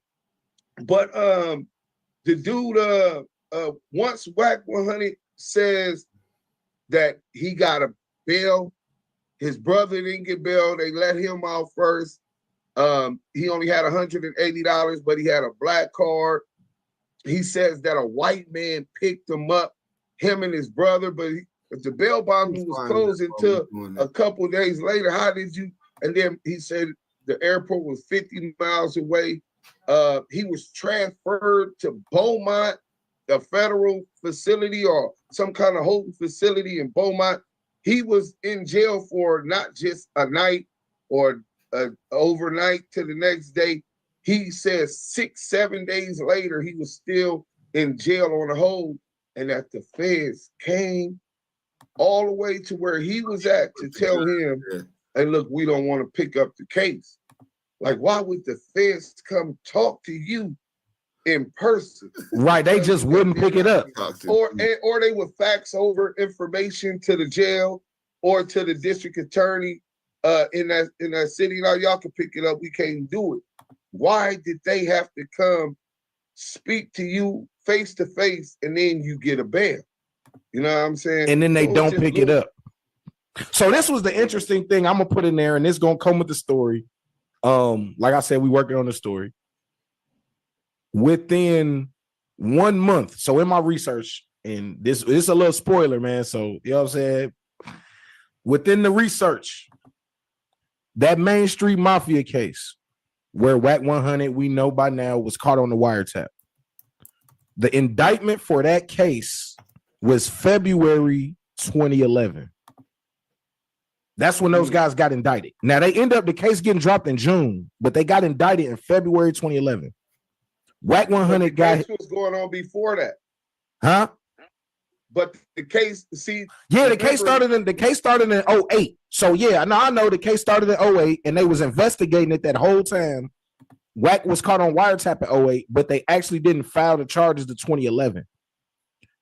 Because went to jail. Coincidentally, a month later, WACK100 gets his Texas gun case dropped almost a month to the day in March of 2011. And you did your calculation. You can check the dates. I was gonna say you can check the dates. They indicted Dale Dog and Main Street Mafia Crips in February 2011 after a 3-year investigation or 4-year investigation. And a month later, WACK100 got his gun case dropped in Texas. Hey, it's your boy, Amarillo Guapo, Street Certified News, man. The most reputable source for urban media. You know what I'm saying? Appreciate y'all for staying tuned to this 2-part series. Shout out Al Prophet, man. Shout out Deuce M. And like I said, man, really the moral of the story is a lot of these guys be lying about who they is, they life or whatever. and they perpetuating images that are not positive for the kids. And it's even more hypocritical because they perpetuate images that they not living even in the first place. So, hey, like I said, man, Street Certified News, the most reputable source for urban media. We appreciate you, man. Please hit that like, comment, subscribe, man. We love you. We out.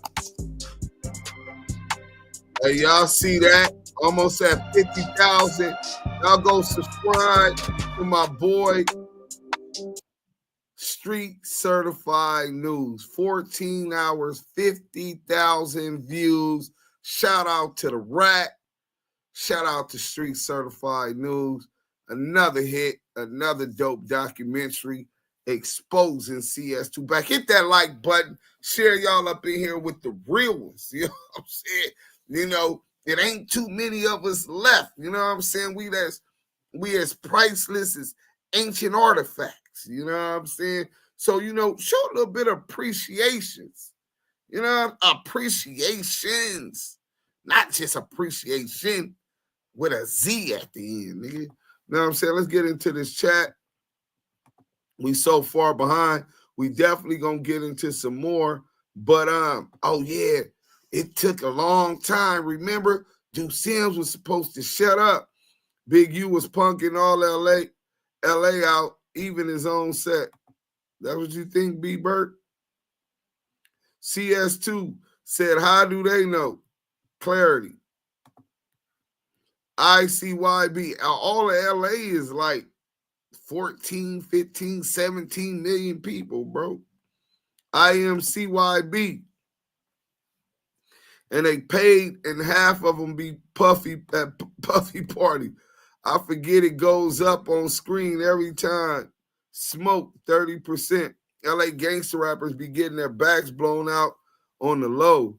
Hey, B Burke, you a real LA gangster hater, huh? Let's put you up on timeout.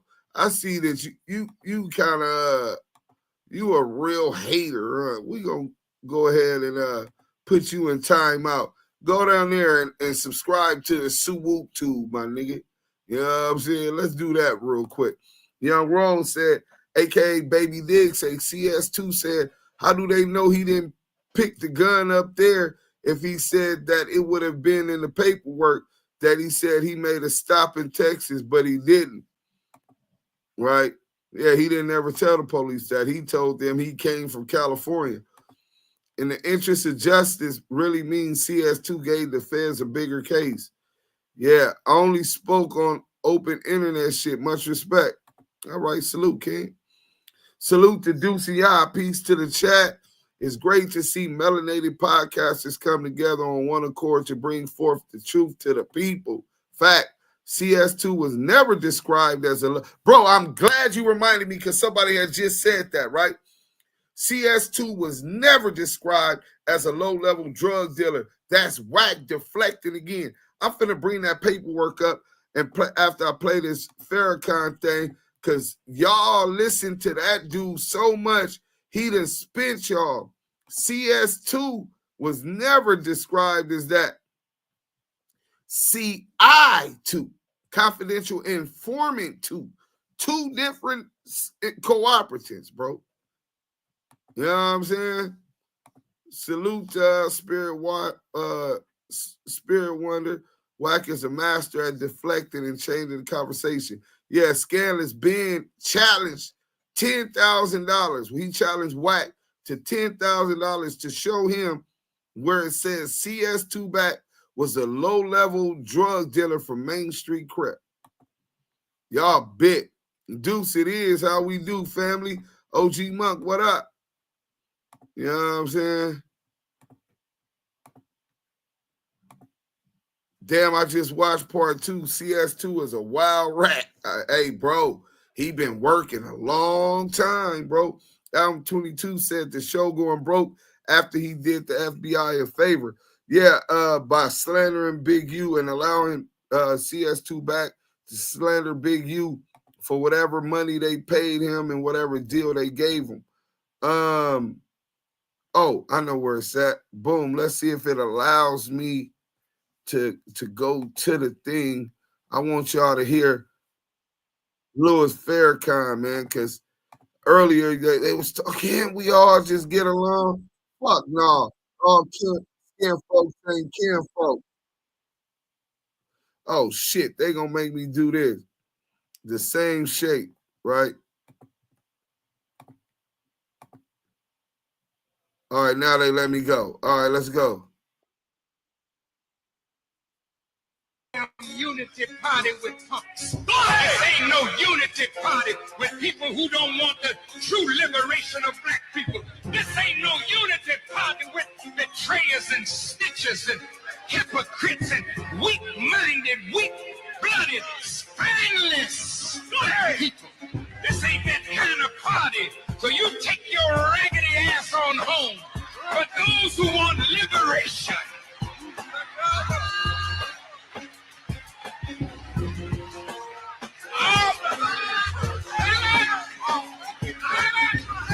those who want to see black people really free at last.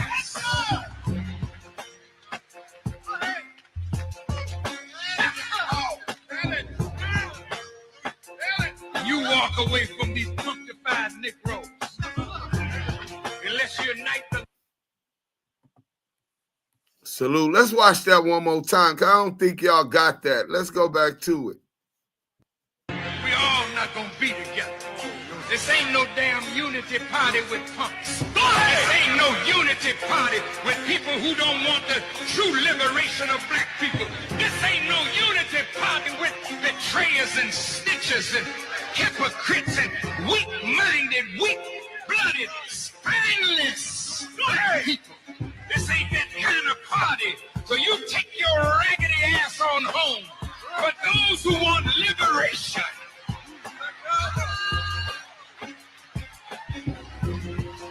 The real Nina.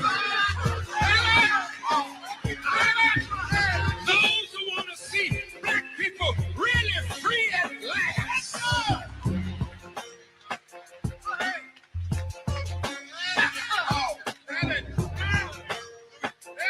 You walk away from these punctified Negroes unless you unite the. All right, that's good enough. Let's close that out. And then since we was talking about the what you call it, it was a lot of facts that my boys didn't already got it. I had already went and got it. Good looking out though, G-Mac. I really appreciate that. But we're gonna get into this one because we already had covered the content, right? And my boy Street Certified News, it was a lot of good facts, but maybe he wanted to keep it short. You know, everybody got their own style on how they do it. We kind of go the long route and check all the boxes. You know what I'm saying? That's why y'all got to hit that like button, man. You know what I'm saying? Nigga, it's free. Why is you hating? Sitting up in here getting free content and can't hit the free like button. We gonna give y'all the content. Y'all can listen to CS2. Since you said he beat that case. And his content. Don't run him off yet. We're gonna burrito you later.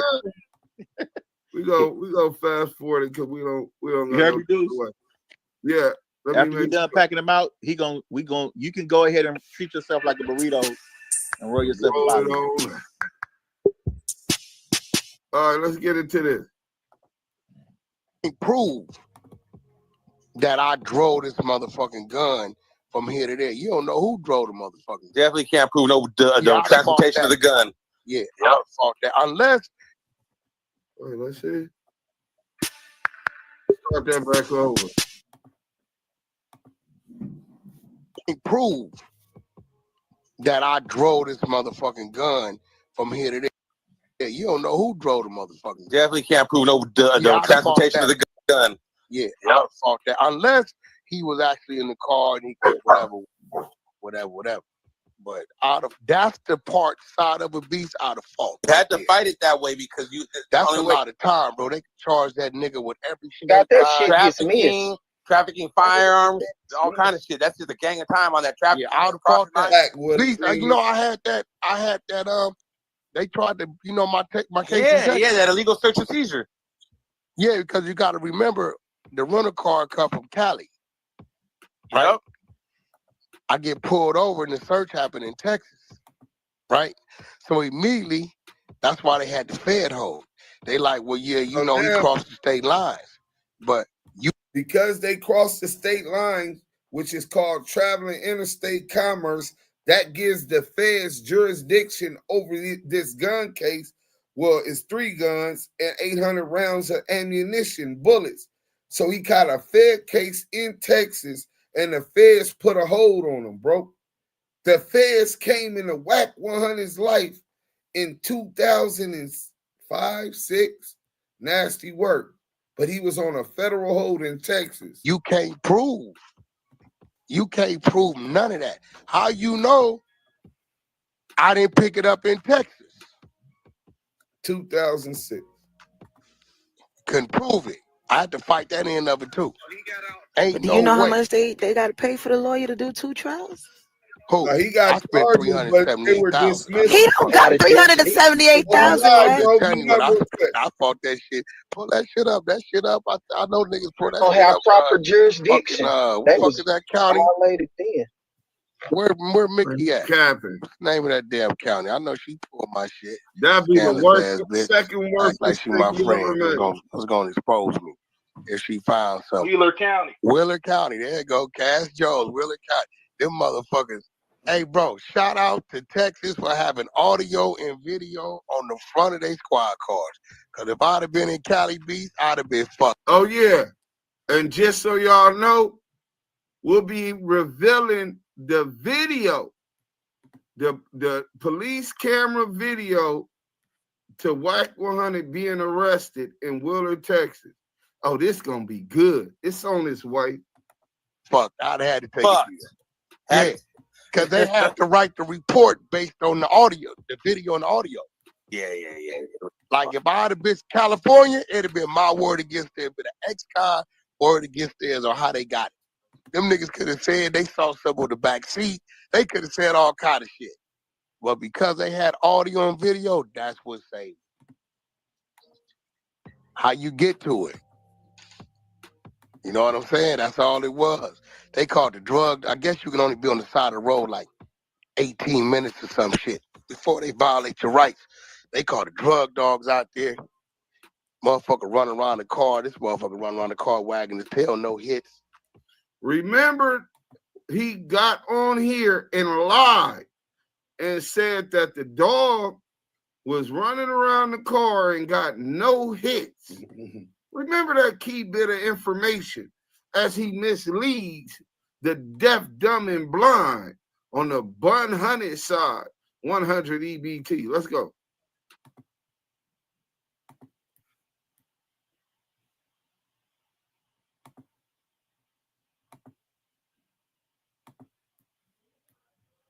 First of all, the nigga pulled me over and told me I was speeding. And then he takes my license, registration, insurance. Ain't nobody on me and my brother's asleep. He don't even know he pulled over, right? So ain't nobody on no parole, probation. It's a rental. I got Oklahoma license, so I'm like 50 miles from the Oklahoma line. So it makes sense. I'm headed to Oklahoma. Motherfucker went back there, came back. He like, yeah, ain't nothing, no warrants, no nothing. He said, I'm gonna give you a warning ticket. And gave me my shit back. So whenever they take your license and registration, that's a form of them taking you into custody. When they give you a ticket and your license and shit back, they release you from custody. That nigga gave me that shit. That nigga took 2 steps back, came back to the window, tapped on the window, rolled it down. Yeah, can I help you? Now, he didn't release me from custody. I ain't did nothing, said nothing. He ain't seen nothing. He said, you give me consent to search your vehicle? A question he should have probably asked me before he released me from custody. I told him absolutely not. That nigga drew down on me like Barney Fife, shaking like Don Knotts. Get out the car. Get me out the car. They wake my brother up. He don't know what's going on. Cup us up. I'm like a motherfucking replay. Nigga, all I'm saying is I do not give you consent to search the vehicle. That's all I said. 20, 30 minutes straight. Dude went in the, the cab part of the car, front seat, back seat. He don't find nothing. Drug dog come, run around the car, no hits. That nigga popped that trunk, move this, move that, Saudi Arabia. That nigga jumped out the trunk like he ran into a boa constrictor, that motherfucker. I said, oh my God, this guy has artillery. Take us to the motherfucking police station, which is look like a 3-bedroom house. Statements. Walk in, the living room got 100 pictures of niggas with big mustaches. Look like they fought Billy the Kid and some other motherfuckers, right? I said, boy, Wack, you done did it now. They take the rental car down there, tear the rental car apart, because right now, at this point, they looking for some type of probable cause. Let's find some money, something, drugs, weed, something, a hidden compartment, anything. They don't find shit. Rental Enterprise charged my ass up for that shit. Another like $7,000-8,000 to reassemble the car or some shit. Hit me with it, right? So feds hit us with a hold automatically. Beaumont. So the feds in Beaumont now have hit him with a federal hold. A federal hold. So this indictment, which started off as a state case, ended up being a federal case. The feds put a hold on the nigga, bro. Hit that motherfucking like button, nigga. 5 minutes is up. We could curse. Don't y'all understand that this nigga had a federal case and he's talking about Wheeler, Texas, and this and that. Nah, but the feds can he pick talking the about case up. Them chopsticks. Same feds that he got to investigate Big U. See, this is the beginning of CS2 back. Hit that like button, man. Let's get to it. WACK100 federally indicted. Let's put that in there. Hashtag WACK100. Hashtag federal indictment. Where old boy go said that I was capping? Huh? Where old boy said that I was reaching? You know what I'm saying? See, I told y'all we got the content. I'm gonna put that knife in him at that point. On carrying 3 guns, a AK, a shotgun, a pistol, and 800 rounds of ammunition, crossing interstate commerce, which gives the jurisdiction over the case to the federal authorities, more than likely the ATF. But we're going to keep talking about the feds not having a problem with Wack carrying guns. But just remember that. The feds picked it up in Beaumont, caught it in his case in Willard County, Texas, went to Shamrock, Texas, and was transferred to Beaumont. Let's go. I think the feds in Beaumont hit us with a hold. Boom. So they like, don't send them up to General Pop. Put them both in the cell together. Nigga, you got an older brother and a baby brother, both ex-cons. Nigga, we went on sign language duty. Nigga, we ain't talking. We ain't doing nothing. We talking to each other with our eyes and heads. They thinking we gonna get in there, beast, and have a conversation. Boy, got me fucked up. I ain't saying shit. Don't happen. The motherfucking Rangers come, right? Look, the Rangers come. So the Rangers come now. The Rangers was smart. The whole time I'm looking at the news and I see my brother name flashing across the news, right? About they in search of a killer. I'm seeing my brother's face, everything pop up on the TV. The Ranger come over there with the boots, the buckle, nigga, the hat. He came to the door. He said, he looked it up. Jones boys, huh? We looking at this nigga. He looked up at the TV and said, I reckon I would have been on the same mission. Tilted his hat and walked out. He the only one that figured it out. Even in court, they never brought up my brother's death the night before in Oklahoma. They never put it together. So 7 days later, the feds came up there. They said that's all kind of shit you found. The way you got it So he's transferred from Wheeler County, Texas to Beaumont to the feds. 7 days. He's in jail for 7 days. The feds got him for 7 days. Right. This is in 2005. That's a very long time to have had the feds in your life. Oh, this is real nasty. Let's go. Got him according to y'all audio and video, right? We ain't fucking with that. We dropped the hold. When they dropped the hold, I got a bail. So they tell them, give the younger one the bail first. He say that the feds came to visit him to tell him and his brother that they wasn't fucking with that case. Imagine that. They traveled just to tell him they weren't picking up the case. They didn't want to email. They didn't want to fax it over. To have the court put it in the computer. Oh, no. We're cool. Let's let the state of Texas do that case. So he was in Beaumont,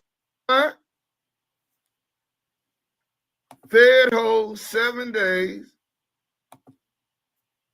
However you book, first check Kayak to find great deals and filter out flights you maybe don't want, like ones with layovers. And the feds visited him and told him they didn't want the case. Ooh, shit. Didn't want to pick up the case. They dropped the case. Hey, you heard what they said. They said, get it. Bro, we the one that exposed it. You talking about Leroy Smith case? Ben had motion. What do you think? How you think people found out about that? We the one, bro. I've been flaming his bust ass up for almost 3 years, nigga. Nigga, we exposed that on Clubhouse. Leroy Smith. The name of the room was flipping burgers and sleepovers. Hey, Big Messy, you remember that room, bro? Flipping burgers and sleepovers, nigga. Nigga, that was the name of the room with Leroy Smith. Matter of fact, we can get into that, but I want to go a little bit into the Main Street case. You know what I'm saying? Hoeing it out to them boys with them hanging off your neck 6 years sound like 1,000 deaths. For real, KG.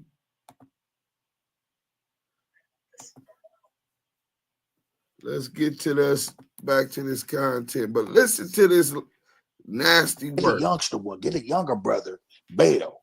They failed. I was going home no matter what. No matter what, you definitely was going home. So they called the Fed office in Beaumont instead of the Fed office in Dallas office, which is closer. That's a fact. Dallas is closer to where he was caught up at. That's strange. You know what I'm saying? This is really, really weird. CS2 trying to clear and close his caseload. It's playing a gang of commercials now. Okay. Mike B, how are you doing today? Love it. Wack is sad shit. How is everyone tonight? Hey, salute. Slimeball TV said he defected. Hey, Stacy talking. When he defected. Let's get back to the content. When that brother defected. Hey, CS2 back. So, what up? So you get caught out in Wheeler, Texas. They take you to Beaumont, Texas, and the feds in Beaumont, Texas comes to see you. They told you they don't want to pick up your case, even though you admitted, and we will get to the paperwork so that y'all can hear him admit that to the police that he was traveling from California to pick up his mom, and his brother made a statement which kind of contradicted it, saying they were dropping off his mom. So we'll get into that. But CS2 back. So what did you have to tell them at that point to get up out of there and have the feds drop your case? Listen, I already took my camera. Go ahead. So this way, hey, listen, you bozos don't know how this shit go. Right. Okay. What happened is this. They told me, boom, you looking at X amount of time. I said, well, look, I didn't say too much, but I said this. I said, y'all got the guns. I can't go to jail.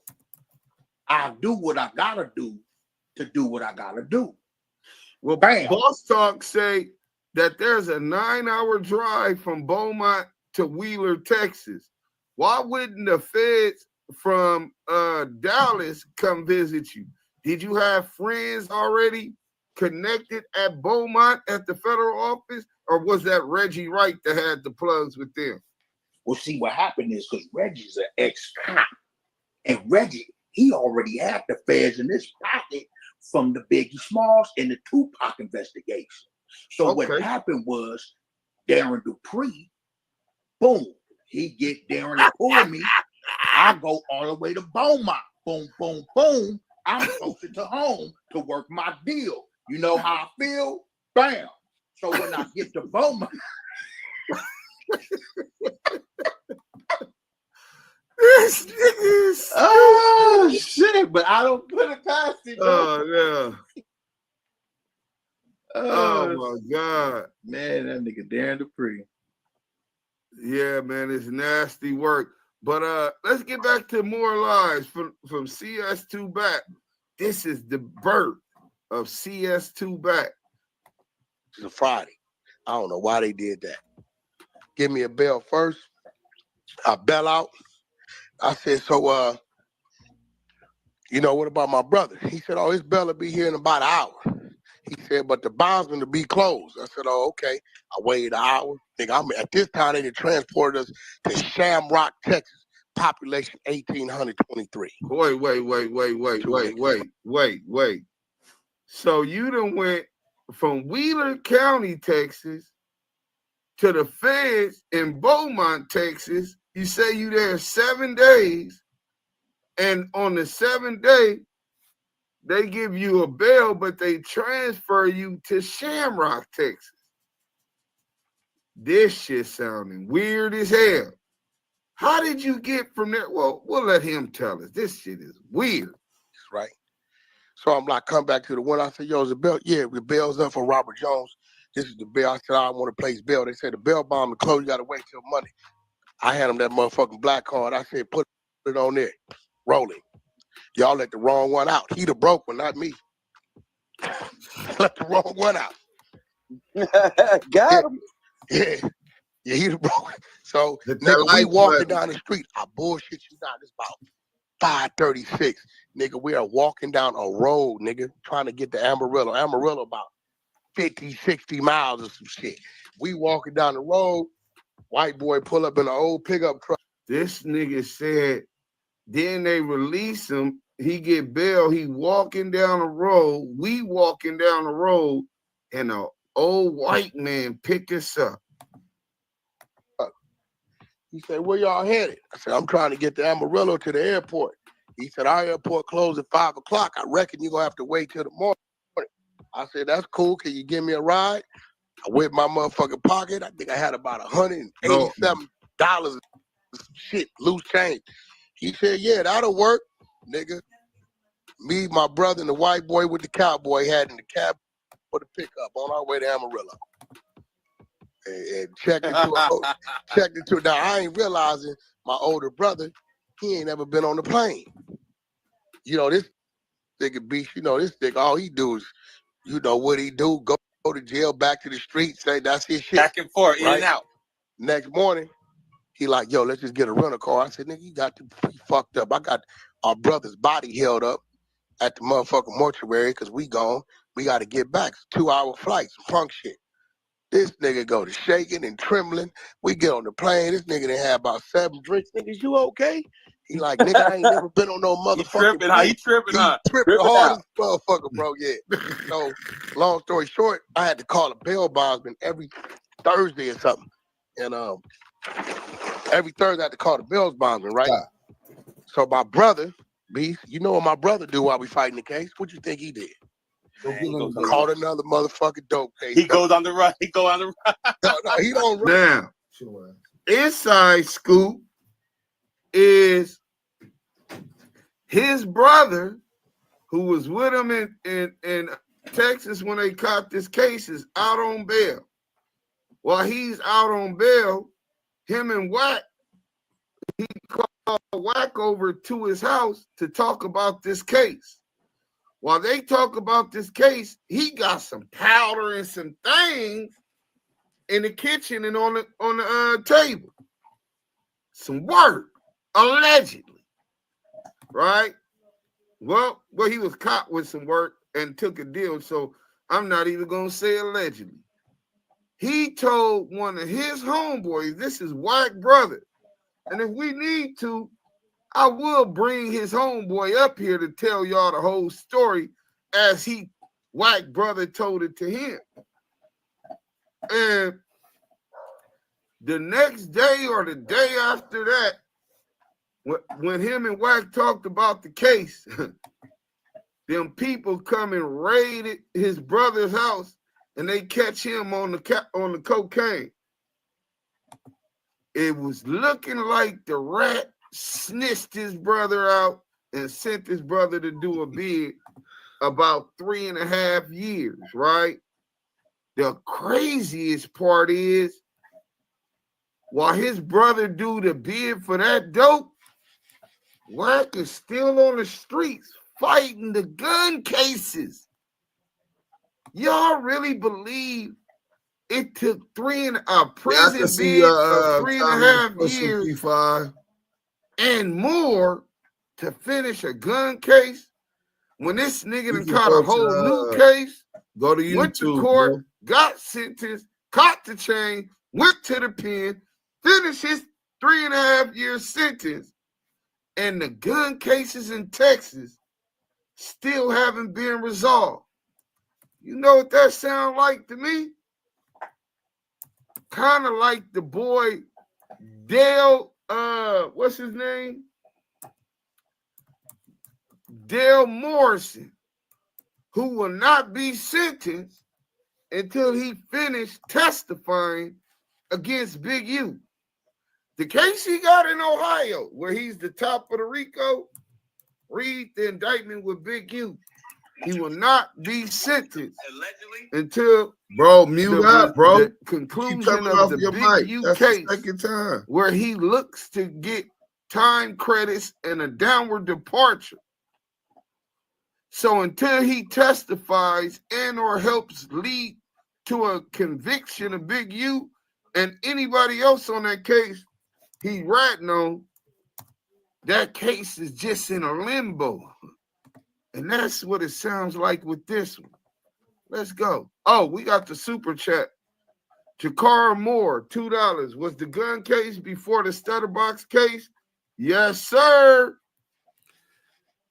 All right, we got a super chat, $20. C Rails W, $20 super chat. Salute. Dukes, I ran into the problem finding calls 4278 on Willard Clerk's website. Did the feds restrict online access to this case? Well, look, you ain't even got to go through all that. Send me your email and I'll send you all of the work, C-Rails, especially after that $20 Matter of fact, if you go to Instagram right now and DM me and tell me you C-Rails with your email address, you have all of that paperwork within the next 5-10 minutes. Let's get to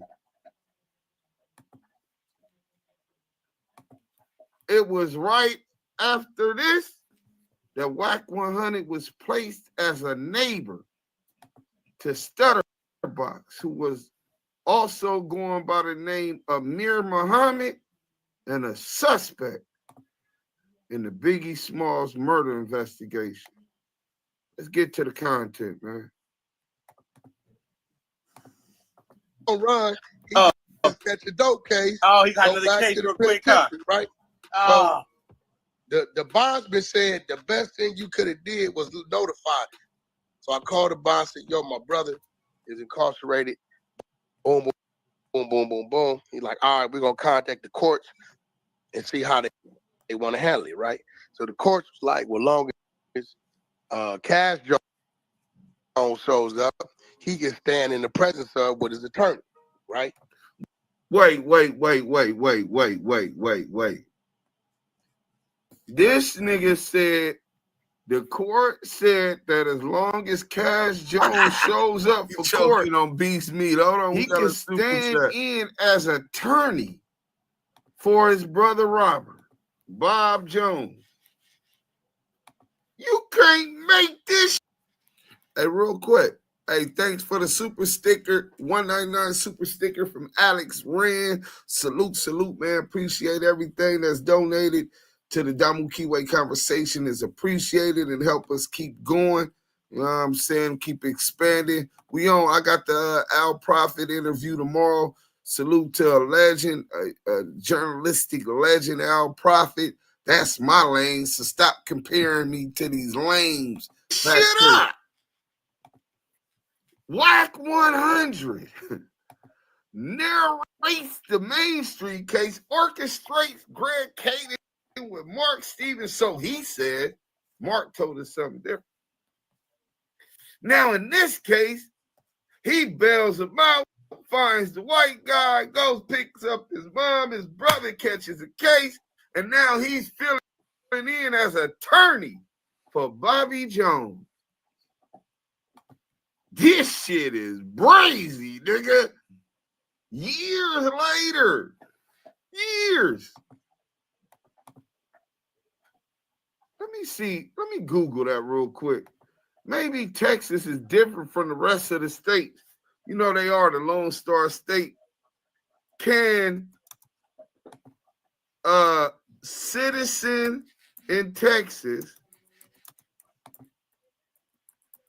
who has not passed the bar stand in for another suspect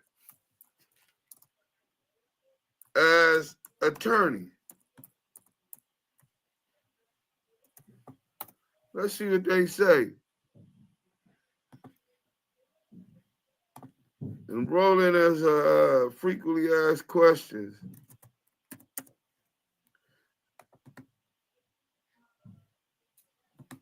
Attorneys must pass the bar exam and practice law. And lawyers have also taken the bar exam and may or may not practice law. Can you practice law in Texas without passing the bar? You must be admitted to the bar and pass the bar examination. So there goes that lie. I guess the other lies wasn't good enough. He had to make it juicy. This nigga wasn't Johnny Cochran. He was Johnny Cockroach, nigga.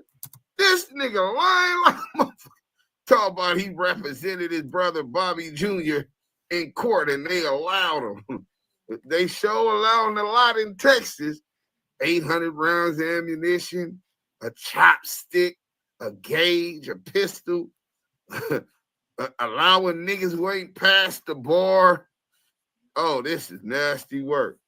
So they went for that 2-3 times that I had to hire another attorney to stand in his shoes. If not, they was going to extradite him to Texas, right? And he was going to sit there, right, fighting that case. So I didn't want that to happen. So I think I might have.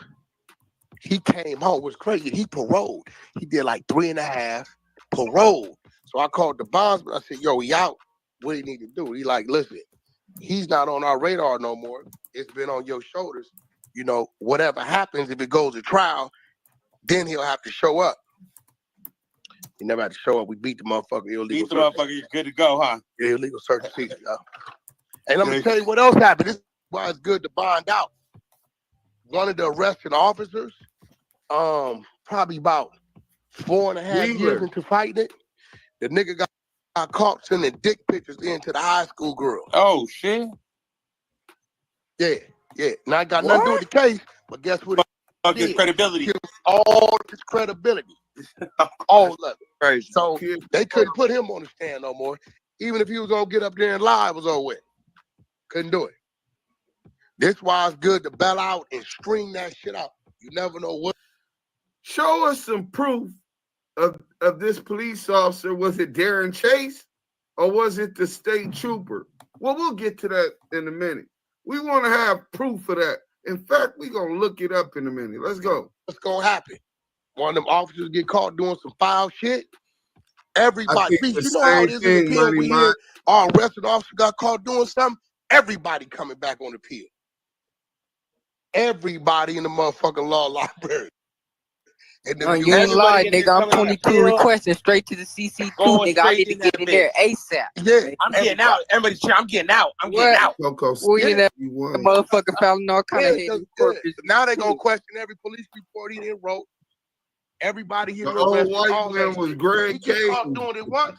You did it there.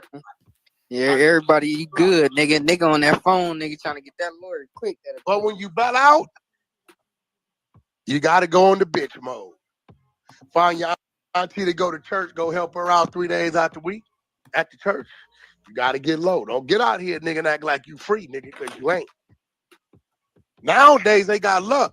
Nigga, this nigga Blueface, I had this nigga out on a triple bond. I started to feel like I was doing some foul shit. That's like, just crazy. I'm like, yo, that nigga gone. If you like, have the property, you can do it though, what you mean he got a bail?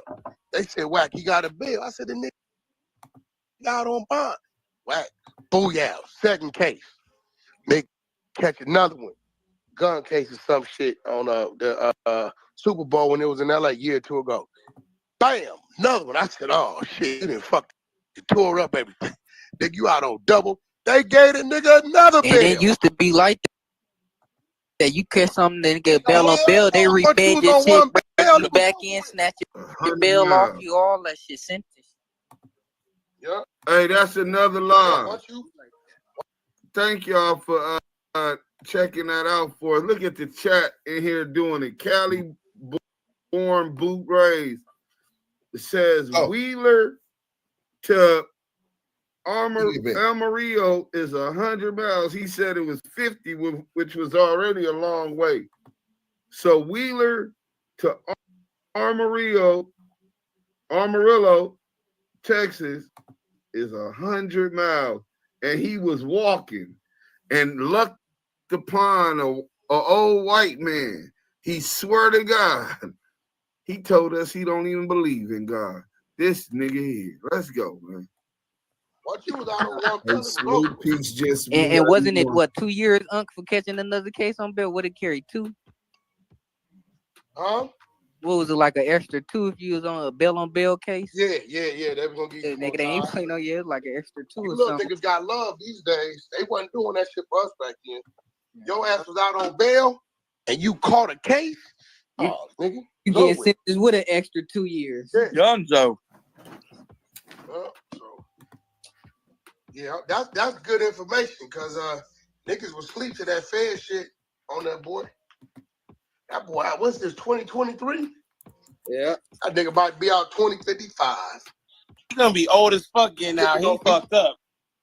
Did you know that you can have permanent teeth in just 24 hours? That's right. Only 24 hours and your new smile is ready. Hey, listen, man. Salute to everyone. All right, that's enough of that one. Let's get into some of this other stuff real quick.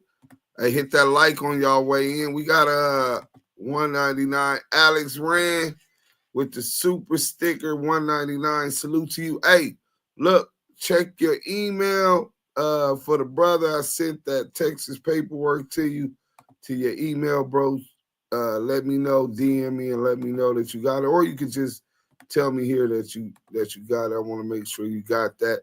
It should be coming from activechucks@gmail.com. That's Lamonte Sims. Monte. Wack's Fed team about to stage another fight for his street credibility. Oh, man, ain't no what credibility. He got zero. I think after they use him up for everything, they going to arrest his ass. Bro, I was just thinking that, I mean, yeah, he loved hearing himself talk. I was just thinking that, like, okay, this nigga got immunity for something, but do he got more immunity than the president? Nigga, he did that much telling. You know what I'm saying? He do nab big fish, Dale Dog, Big U. You know what I'm saying? Dude, fuck that. From Beaumont, Texas to Amarillo, Texas is 645 miles. Damn, that's a long way. I hit the like, about 50 people didn't. Yeah, man, y'all need to hit that like, bro. Like, for real, y'all disrespectful. You know what I'm saying? Let me see. We done had how many people up in here? We done had almost 2,000 people up in here. Y'all ain't even hitting the like. Help us get into this algorithm. We already the vilest niggas on the net, and y'all still ain't showing no respect. Damn, that did rhyme, huh? Let's get into the story. Oh, man, the super chat. See, well, I've been saying that once they run out of shit to tell, it will be no good to them. Got it, dude. Salute to you, bro. Hey, man, salute to you, King. I hope you enjoy everything you need from that is there, except the video, man. And I thought we was going to get the video. My boy did his extensive research, and they told him that they done disposed of it. I don't believe they did, but they said over time.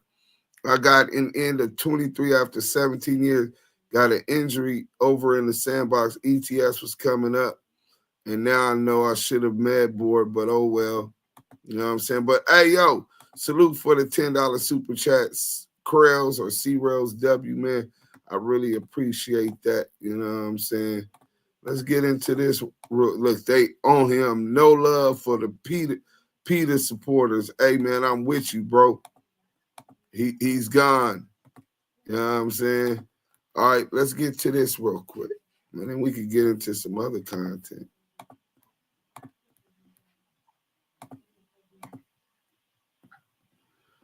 We're going to get into that, what you call it, case real soon. Let's go.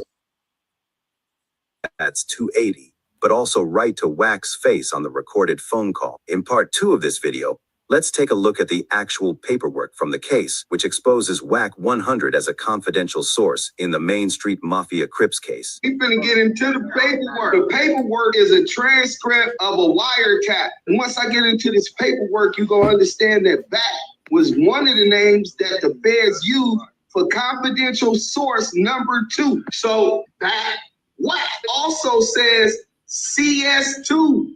WACK CS2 for those. Not only in an interview with Deuce M's and Stats 280, but also right to Wack's face on the recorded phone call. In part 2 of this video, let's take a look at the actual paperwork from the case, which exposes WACK100. Hey, Mitchie Matt, we ain't even talking about that clown no more. He's of no relevance. He's not current. He's not trending. He's nothing. You know, we ain't even talking about him no more. Tell him, explain where he got that tape with the informant, Luce Cannon, and Wack on it. Where did he get that recorded? And then you can come back and talk about him then. Until then, we ain't got nothing to talk about. He's a nobody. He's going to always be a nobody. Let's get to this other work, man. What we got? Let's stop sharing that. And then we could go back to this. Then we'll get into the work. Let's get into the work. You know what I'm saying? Let's get into the work.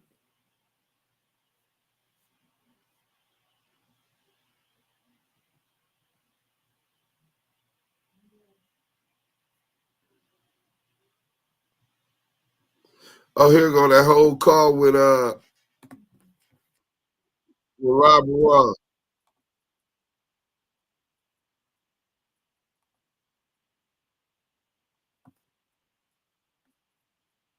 I had to do with the case. Nigga, I was a target. My house got raided. My truck Yeah, got the paperwork. Wack, listen, in the paperwork it said you tried to call dog, remember? I tried to you call won't take dog. your call. I sent it to you. And I talked to dog. Now, you just heard Wack say that he spoke to Del Dog, but in a minute you're going to hear him admit that he didn't even have Del Dog's phone number, and Mark Stevens was trying to set up the call for him, which is exactly what the paperwork says CS2 Back was trying to do. CS2 Back wanted Mark Stevens to give him Del Dog's phone number, and Wack is going to admit that he himself was trying to get Mark Stevens to call Del Dog. Wack is CS2 Back. But he said he didn't talk to you. He wouldn't take your call. And I think, wait. And I think Mark tried to set the three-way up. He just said Mark was trying to set a three-way up for him to talk to Del Dog. That's exactly what the paperwork says, guys. WACK100 is on here telling on himself. Why doesn't Wack just call Mark Stevens and ask him what's the paperwork say? Why would he record Stutterbox instead? I guess we all know the answer to that question. But they said he wouldn't talk. Yeah, and dog said he was cool. He didn't want to talk to you in the paperwork. But listen, you got to remember, Mark That's what tried you said. You're going off of what dog didn't want to talk to you. But listen, how was that? Well, hold on. Of course he knew. Everybody knew I was riding with Box. This is my question. If Mark trying to put me on a three-way with Del Dog, right? The whole time Mark dealing with Del Dog, right? And I told you that. I told you that. Right? Oh, yeah. So I told you that, right? They ain't knowing the whole time I'm feeding information back to you. So doesn't that... The whole time I'm feeding information back to you. Del Dog and Mark Stevens don't know the whole time he feed information back to Stutterbox, who he done called on the phone and told them was a rat. Sound like the counterintelligence program right there. COINTELPRO. Wack just said he was going back to Stutterbox telling him everything Mark Stevens and Del Dog were saying, but we also know that Wack was going back to them saying Stutterbox had went bad. I hope you guys can see that. you know I did. And I told you, they want to get this shit is Wack. This shit is not about me and dog. They're trying to get Suge. And you told Suge. I told him. You told him. I know you told him. I told him. I say, homie, this wasn't about Shaq or a dog. They wanted to get Suge. I don't know what you got going on, but Box telling me it's an investigation going on. You got to remember. Because it wasn't about dog. It was about Suge. When if it was about dog, if it was about dog, he'd have been doing life because they had him on the phone. Yeah. If it was about dog, he'd have been doing life. Thinking about it, Mark is the one that tried to call dog on the three-way. I never had dog phone number. Thinking about it, Mark is the one that tried to call dog. I never had dog number, but remember he said, I talked to dog. But thinking about it, Mark is the one that tried to call dog. On the wiretap, Mark Stevens is the one trying to call dog, did talk to dog, and dog didn't want to talk to him. One that tried to call dog on the three-way. I never had dog phone number. Thinking about it, Mark is the one that tried to call dog on the three-way. I never had dog phone number. Thinking about it, Mark is the one that tried to call dog on the three-way. I never had dog. All right, there we go. We give you that, and now we finna get into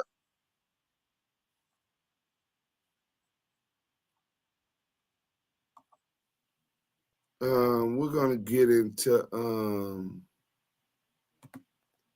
we're finna get into this work. You know what I'm saying? Let's get into this work since y'all asked about this, and then we're gonna end it on this note. Tulsa man charged with first-degree unaliving.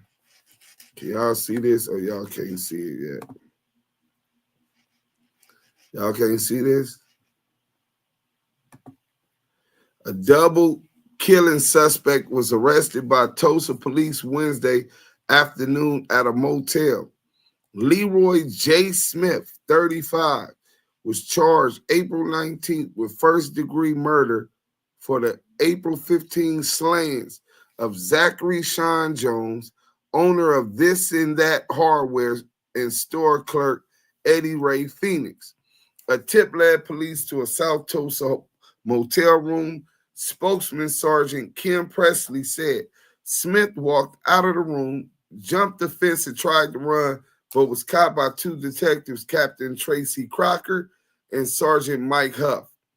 Earlier Tuesday, police followed a tip to a North Tulsa home where Smith was believed to be staying. Police surrounded the home for about 5 hours, but found the house empty after there was no response to loudspeaker commands and a variety of gases fired into the home. All right, so you got that article. We're going to stop sharing that one. So then you got this one. Let's go ahead and get into this. We're going to keep y'all posted on what's going on. So he goes to trial. The jury reaches a verdict in a Tulsa double murder trial. It took the jury just over 3 hours to find defendant Leroy Smith not guilty in the execution-style killings of two men in the North Tulsa hardware store in April of 2005. News on 6 reporter Heather Lewin got reaction from the victim's family. Leroy Smith burst into tears of relief as the verdict was read.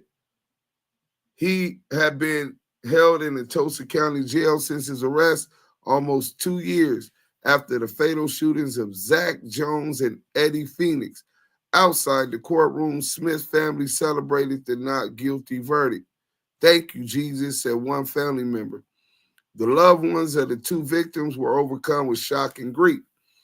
"I was just very surprised," said Zach Jones' daughter, Brashana Gibson. "Before we prayed and asked God to be with us. I don't think it's fair. I don't." Prosecutor says Smith was identified by witnesses, owed one of the victims money. Says Smith was identified by witnesses, owed one of the victims money, and told his wife he was involved in the murders. Then went on the run from police for nearly a month.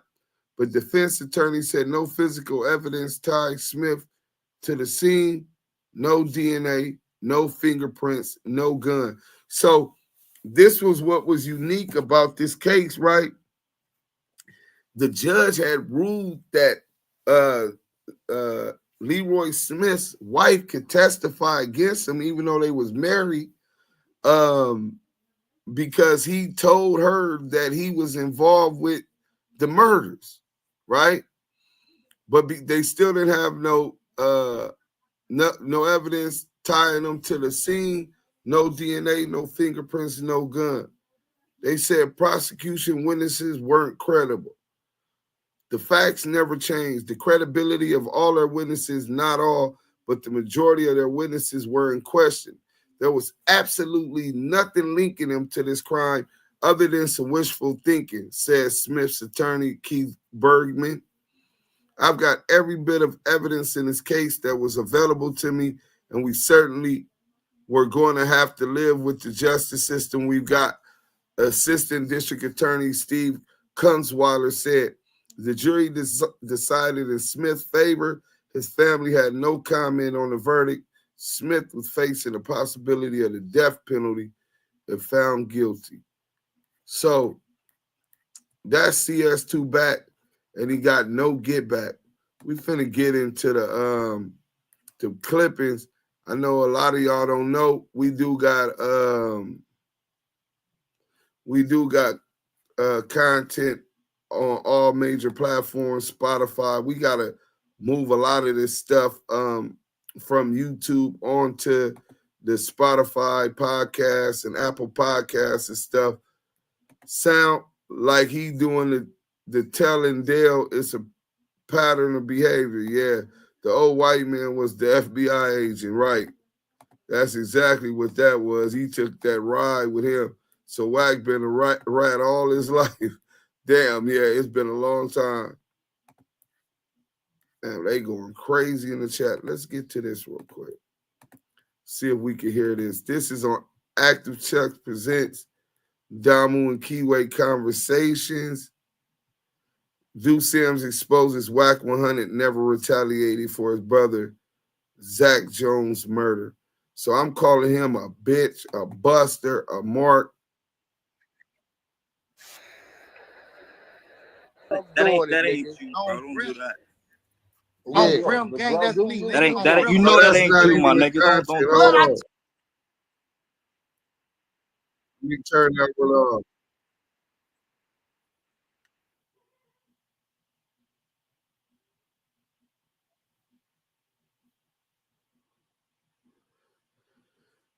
Bear with me, man. Let me see.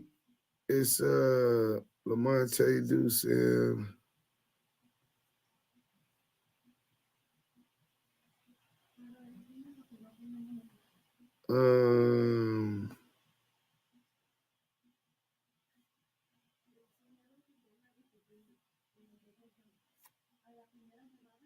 Yeah, I don't know why it's not. I don't think that's the one.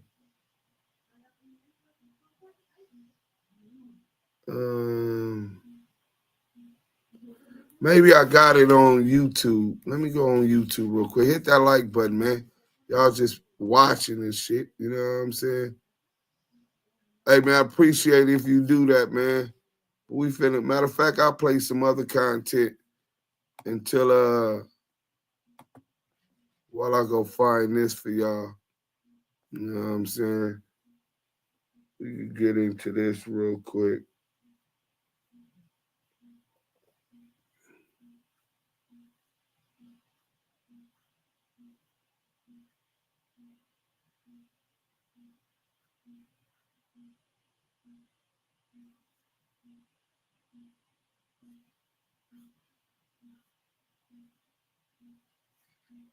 I got something that's going to be entertaining for y'all while I find this.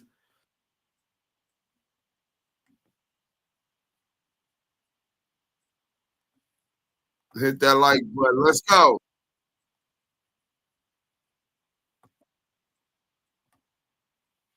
Work everywhere. I got 1090 Jake on speed dial. That's the king of paperwork. No, he ain't. Yes, he is. No, he ain't. We run paperwork every day over there. He's like Walmart. You're running like a little mom and pop organization over there with the exposers. First of all,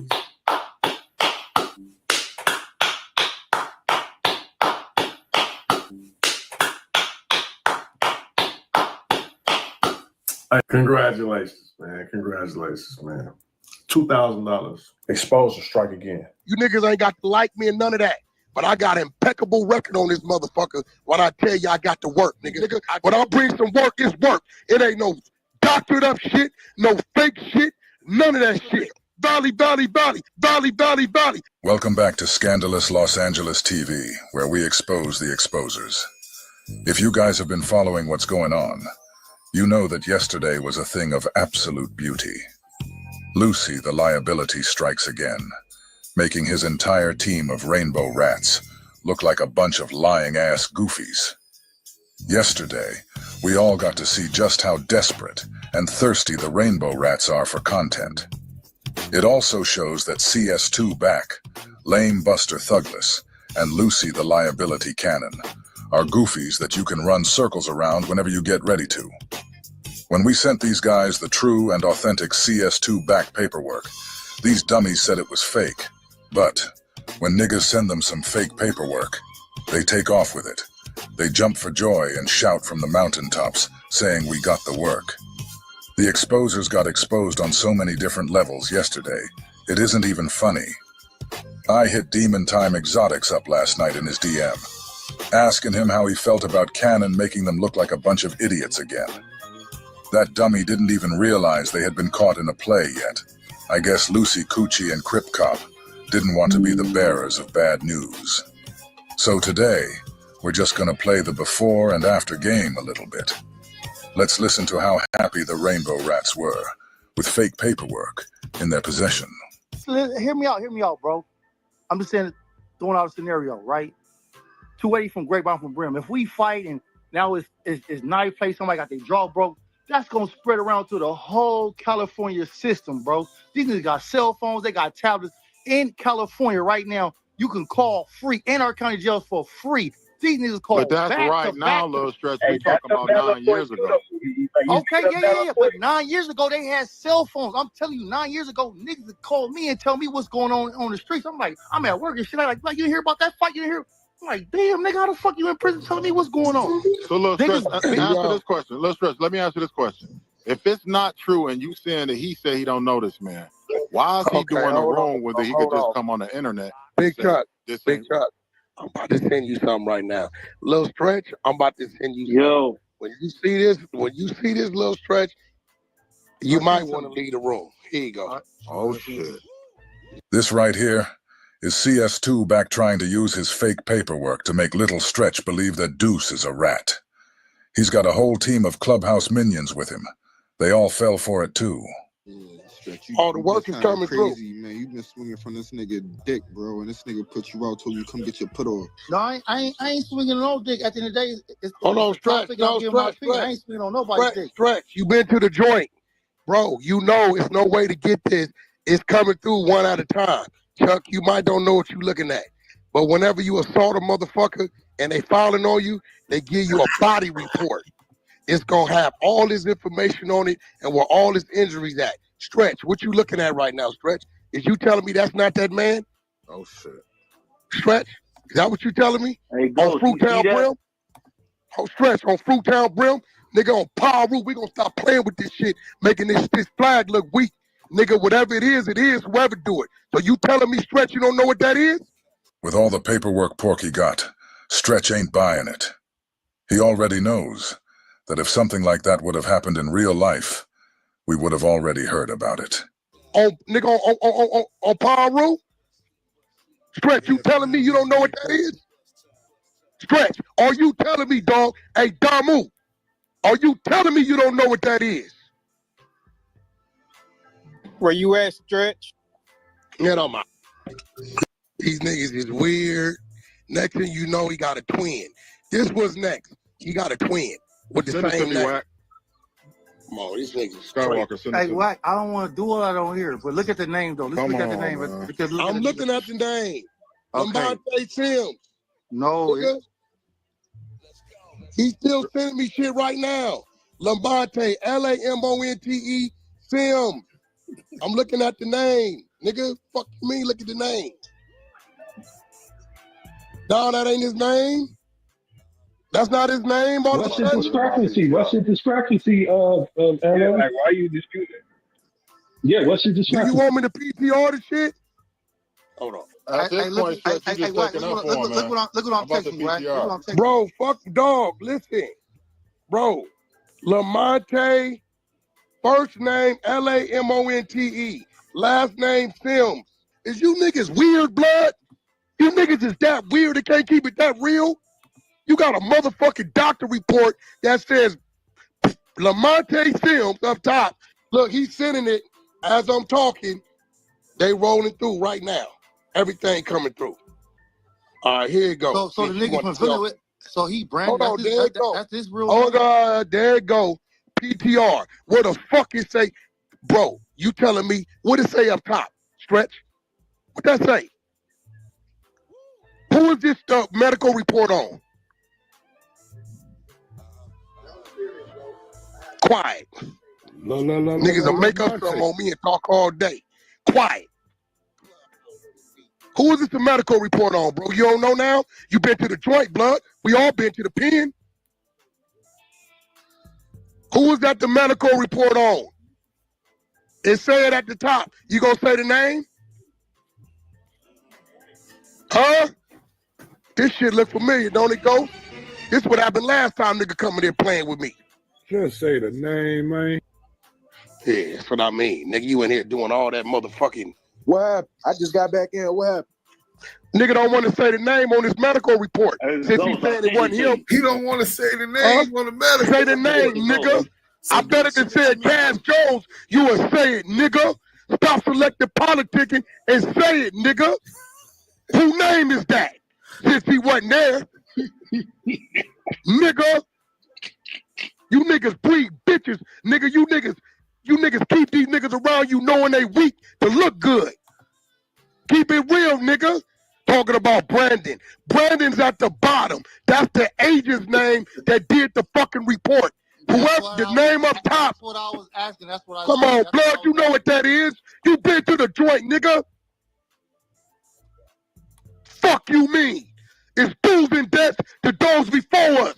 Remain a stronger soldier for the ones that follow, nigga. Lil Stretch had to sit and listen to all of this because the Rat Pack Rainbow Rat Commander and Chief CS2 back was in the possession of fake paperwork. You hear this battle cry Porky is barking out right now, like he's some kind of high-ranking general? Hey, yo, y'all check out, y'all see the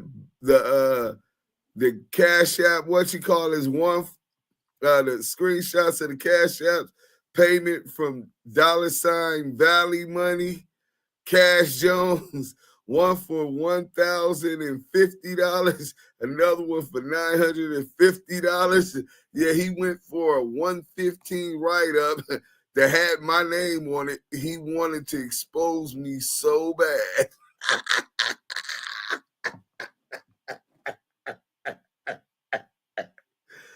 That nigga can't read no work. He don't know the difference between a 115 RVR and some real paperwork. This nigga is brazy, nigga. This nigga ain't as smart as he claimed to be. Hilarious. This shows you in real time that all his barking be bullshit. He's supposed to be the triple OG YA baby who walked 9 penitentiary yards. So how did he fall for something like this? Stand on it. Push that knife. So Stretch, you talking about? So Stretch, your name on it. Come on, blood doing some busted shit. That's because he's a buster, nigga. I'm going to get on you next because the homies already want to come on here. Nigga, you got PC'd up in the bounty. Fired on, tucked your tail by the nigga from 6-0 and ran. Blood, keep playing with me, nigga. I'm going to wake it up on you. Pyro. See how tough and loud he is with fake documents in his possession? You see how the yes men behind him don't have the ability to decipher real paperwork from fake paperwork? Here they are supporting a man who is a confidential source for the feds, while trying to make Stretch co-sign fake paperwork. The Rainbow Rats are exposing everybody around them.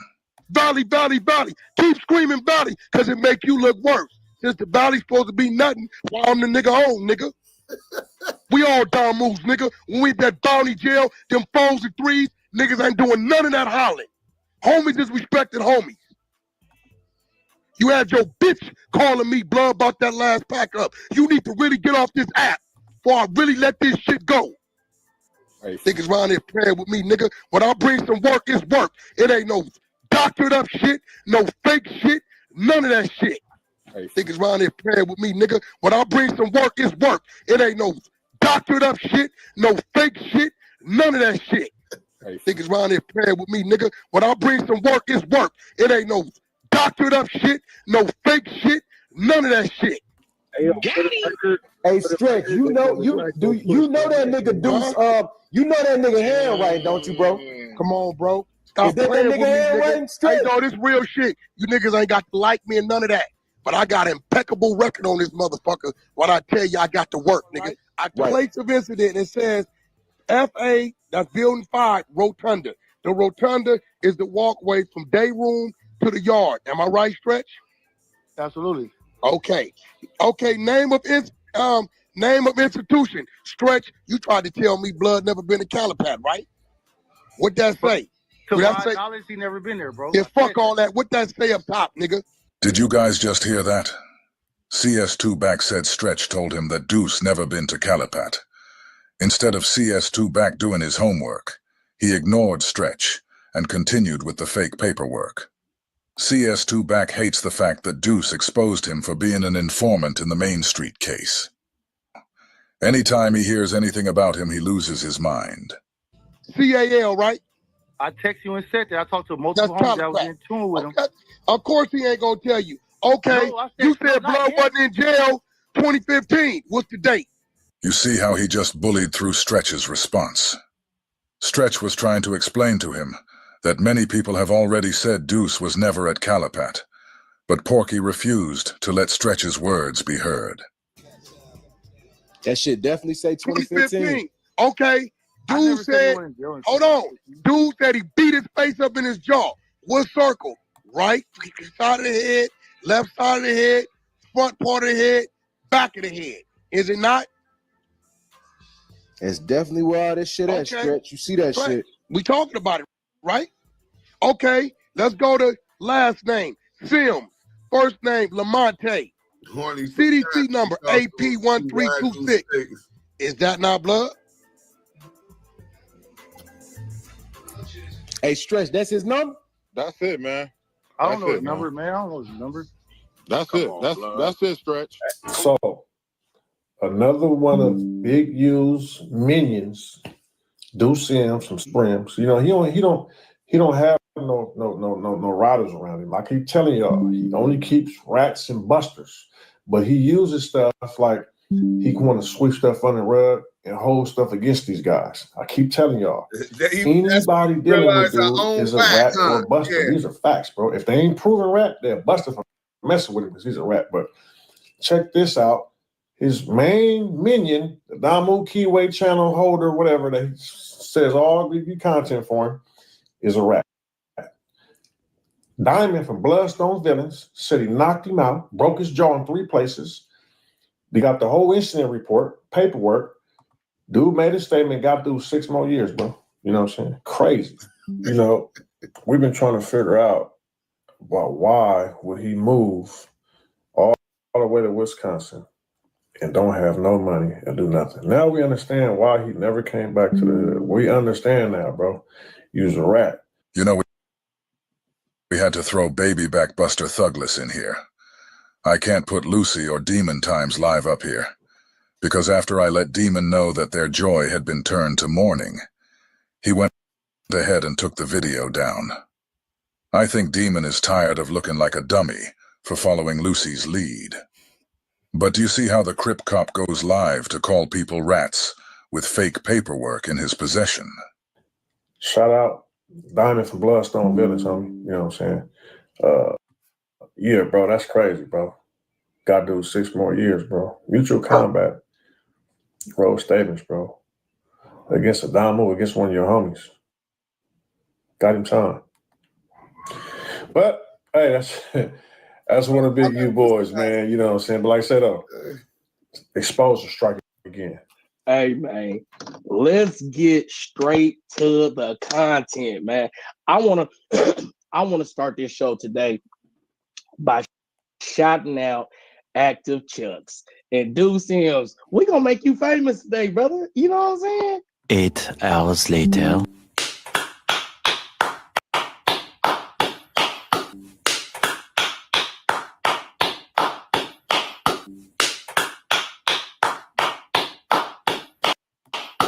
Hey, man.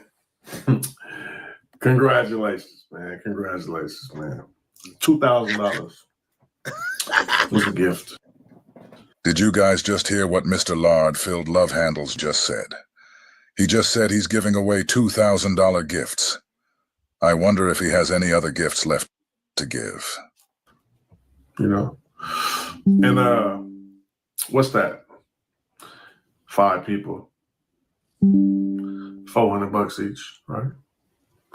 Maybe with that 400, y'all can finally go get you a Wagyu tomahawk steak. You know? Tomahawk steaks on Love's Boys, y'all.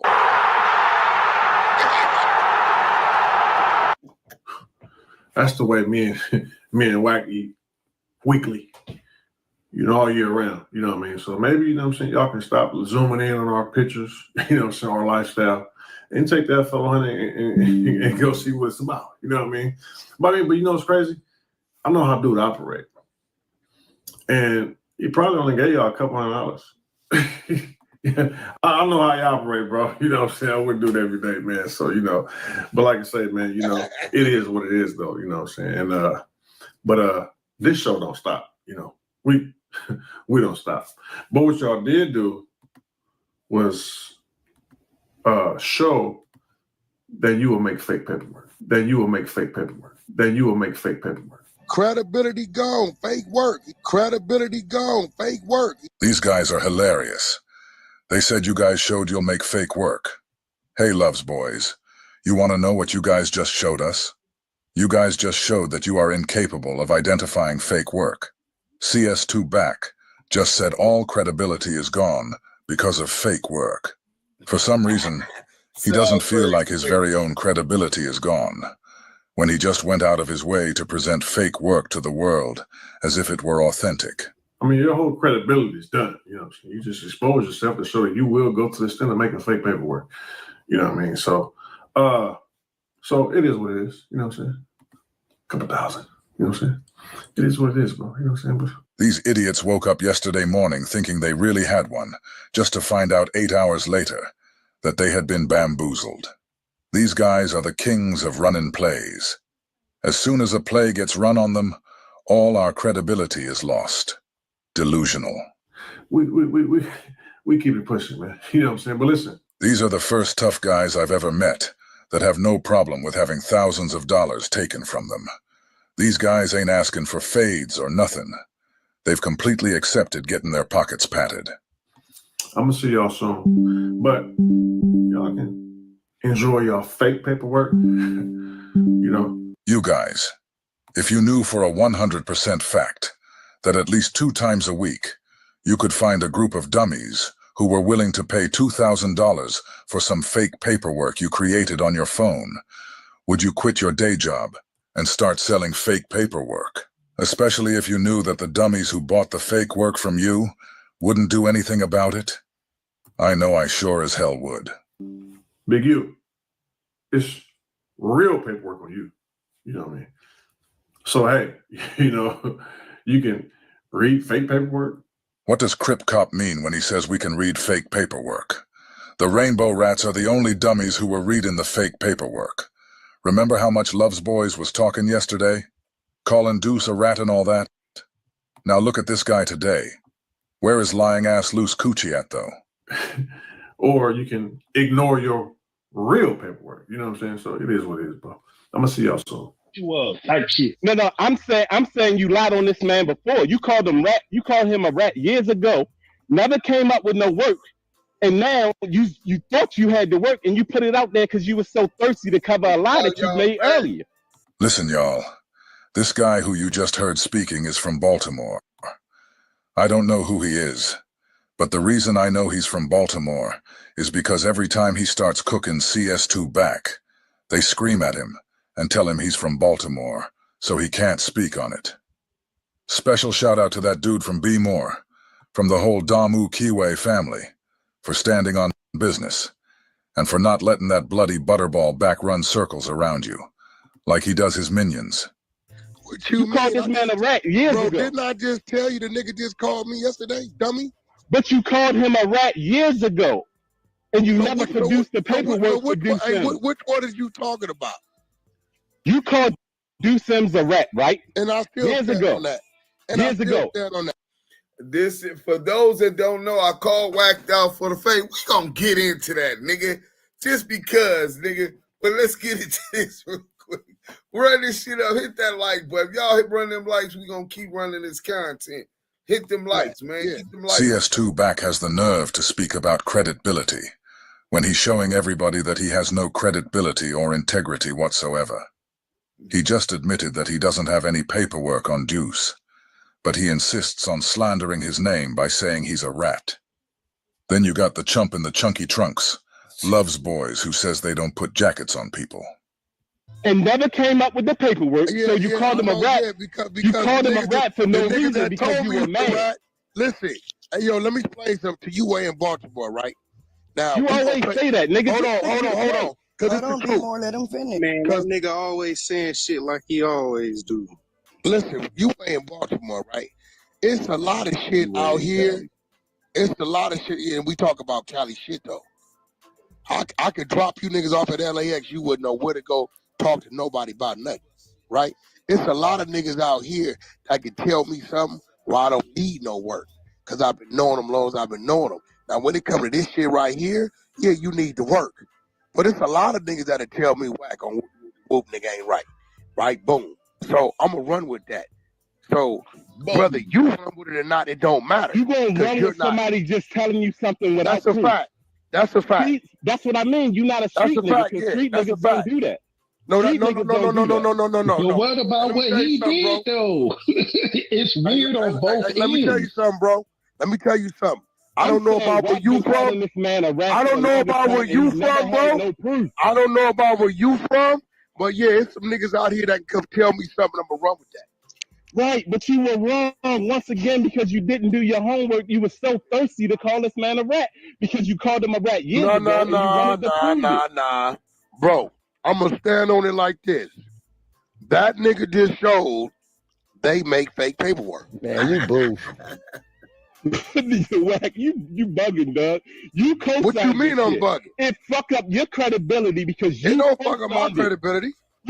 You was on here arguing that it's definitely true. It's definitely true. I got the paperwork. And you were wrong. Hey, bro. But who made that?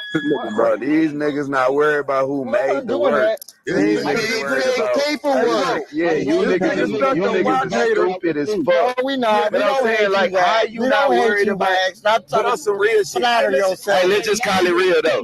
Call it real though. Why the fuck y'all ain't worried about the nigga that made the fake work though? You over here talking about the wrong shit. That's what these niggas. King don't even know Wack. King don't even know Wack. King, call it real. King, call it real. What these niggas doing? Is they hating?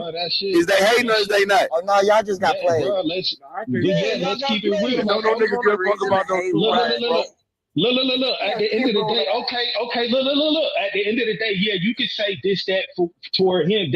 I'm not disagreeing with that whatsoever. But all I'm saying is this: you can't put it all the way on him when that nigga created the whole scenario and it's provided an individual. Provided the paperwork, and then you can't put Shut the fuck up, you faggot bitch. You did all that dick riding for nothing, nigga. You did all that dick riding for what? Put that on dudes, bro. You did all that dick riding for what, Stats 100? Looking like a faggot bitch, yo. This nigga. Hey, one mic, y'all. Y'all got the one mic where I'm gonna start dropping niggas. Why y'all so jealous? God damn, chill. Have your opinion, but don't skip over the fact of where it came from. Exactly. Like we can't deny that, bro. Keep y'all personal feelings to yourself and look at the reality of the shit. Credibility gone. Fake work. He make fake work. Hey, ain't no credibility. That shit shot, man.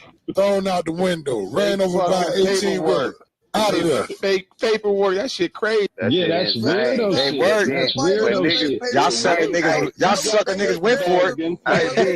These suck ass niggas ain't nobody go for shit, bitch ass nigga. Y'all did. Nobody go for shit. He made a whole text message. Nigga reported that shit. You can never get me up in that room to hear nobody paperwork ever. That's shame on y'all. Never. Shame on y'all, bro. This nigga want to be known so bad. My stance was this from day one. My stance was this from since it started. I said, bro, it sounds like this shit is all a play from the beginning. I kept saying that because why the fuck all these other niggas coming in defending this nigga, but yet he didn't want to defend it himself.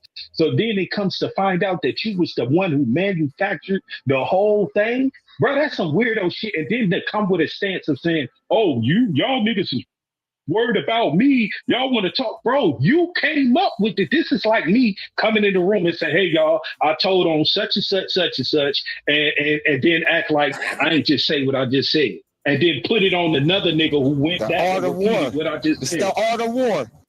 Bro, this ain't no fucking war. The art of war is me. The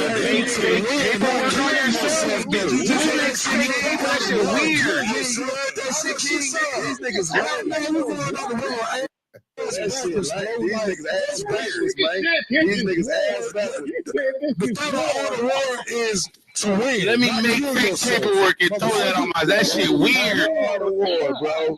The fake paperwork is not none of the 48 laws. Y'all got It's fake paperwork. Yes, it is. He fake y'all. He fake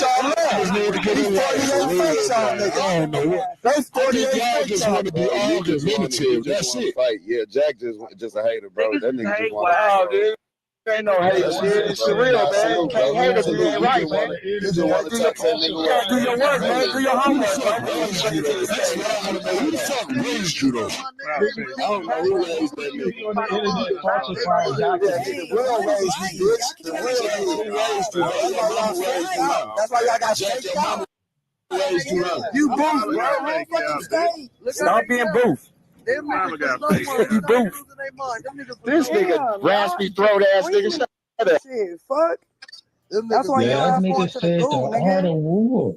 Hey, I ain't got, hey, dog, look, listen, I ain't got no dog in no fight, not either side.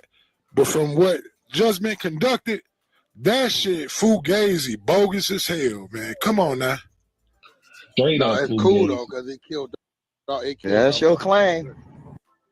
Yeah, that's your claim. It's Clubhouse. That's what biggest do war here, though. Right. Say that one more time. Say that one more time. Make fake paperwork. Nah, yeah, And so if you a dropout anyway, shut up, dropout. Hey, wait a minute. Niggas done made fake paperwork on niggas. Let's get something calm. Relax. Listen, Hey, B-More, I want to talk to you. Being that you, It's funny they came over here. I'm listening, yo. They came over here. yeah. So B-More. Hold on, Zah My still bad, Zah. talking. Zah still talking. Y'all gotta respect the one mic. Hey, Wack, good looking for that. Damn, 2K, hold on. Zah is Hey, still one mic on talking. Zach. Nothing. Take anything going Killed all forward. their credibility. That's what we saying. We not. Stop begging on something, bro. Stop begging. Y'all work.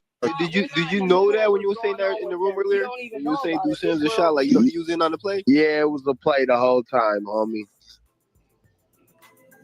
So like, serious question. Hey, look, this is so crazy. On the 100 EBT side on Clubhouse, these niggas be having niggas playing like they with us, speaking for us. Like people that's listening on YouTube, you would think this dude was with us. He claimed he from 60s, but he's out of Minnesota. He claimed that Big U is his uncle. Big U and none of their family know this nigga. This nigga is weird. But they asking him, so anybody who say something gonna feel a certain kind of way, right? Like, oh, well, they even said this, but all along, these is their minions, niggas that hang with them. Question, it's the conversation we've been having. Like, congrats if that's the play, whatever. But do y'all think, like, do you fear about the consequences? Because like, it's all over the internet. Man, this nigga Wack is the they king did of that, bro. We play. gotta just accept, like, nigga. That's not a play, bro. Let him finish answering. That's a fact. Y'all gotta let him answer. Iman.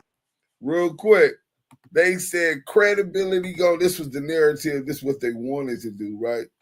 We wouldn't go in their room, their paperwork, and this and this and this and that is fake. Let me show y'all something real quick. Just today, 16 hours ago, 53,000 views already. 16 hours Agencies ago. and enterprises. Let's go Where to this. creative freedom means Credibility. absolute efficiency. Listen, bro. That's what Wack want because we've been exposing this bitch ass. He want to try to attack our credibility because his bitch ass brought the fake documents that I sold him, not paperwork, a write-up from the pen, a fake write-up from the pen. I done sold him and bamboozled him. Nigga, how you don't know how to check paperwork, nigga? How you don't know how to decipher that, but you always talking about who's a snitch? You clown ass nigga. Nigga, you wasn't on them yards pressing knife up in niggas, running rats off the yard, checking paperwork, nigga. You fronting. He was humiliated and exposed for the world to see. You niggas is dealing with a clown. And listen to the clowns try to defend them even then. They said it was over 16 hours ago. Proof WACK100 is an FBI informant, nigga. We been knocking this bitch ass nigga down. Nigga run circles around this slow ass nigga, man. But we'll get back to the content real quick. You know what I'm saying? You know what I'm saying? We'll get back to the content. Them niggas hate do Sims, nigga. That niggas, that brain right there. You know what I'm saying?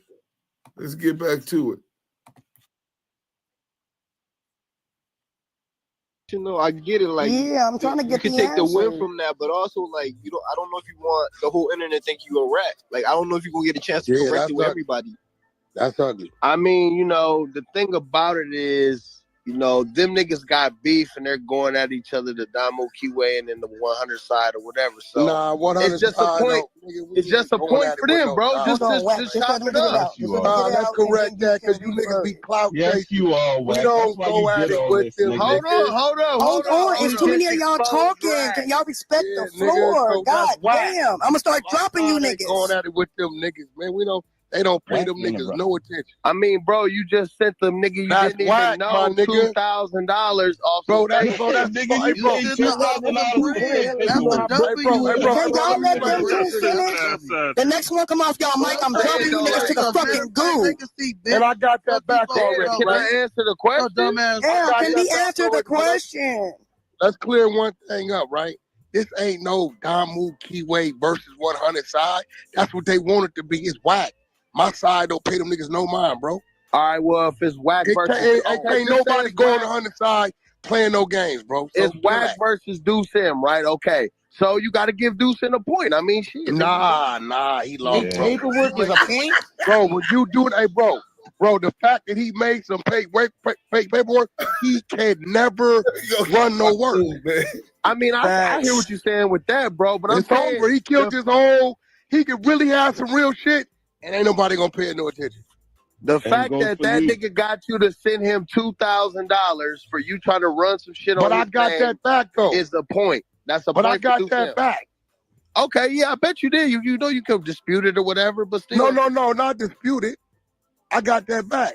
The Crips sent it back to me because they brought the play. Show it Yeah, to Luce 600 ain't broke.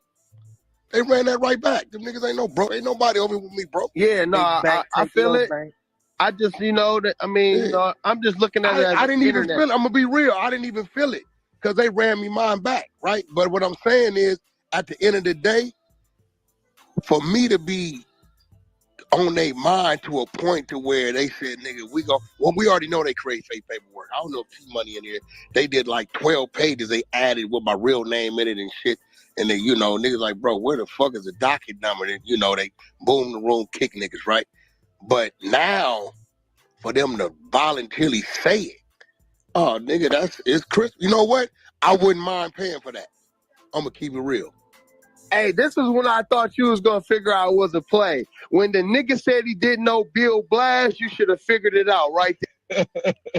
No, because, you know, everybody don't know everybody, bro. I mean, they from the same hood, though. Nigga, you think I know everybody from my neighborhood? Right. Niggas get put on over there every day. I mean, a nigga around your age, though, you would know him. I don't know. It be some niggas, bro, I just don't know, nigga. Because some of them niggas that start claim another set. This, that. You don't know anybody. Hey, man, but like you said, Yael, he's a bum anyway, so he needed that little paper. Yeah, I mean, but at the end of the day, we ain't, you know, we 10 steps ahead of that on some other shit. I didn't feel it because, you know, 600 and Luce ran it back to me already. Wack, here you go, because we brought the play. Here you go.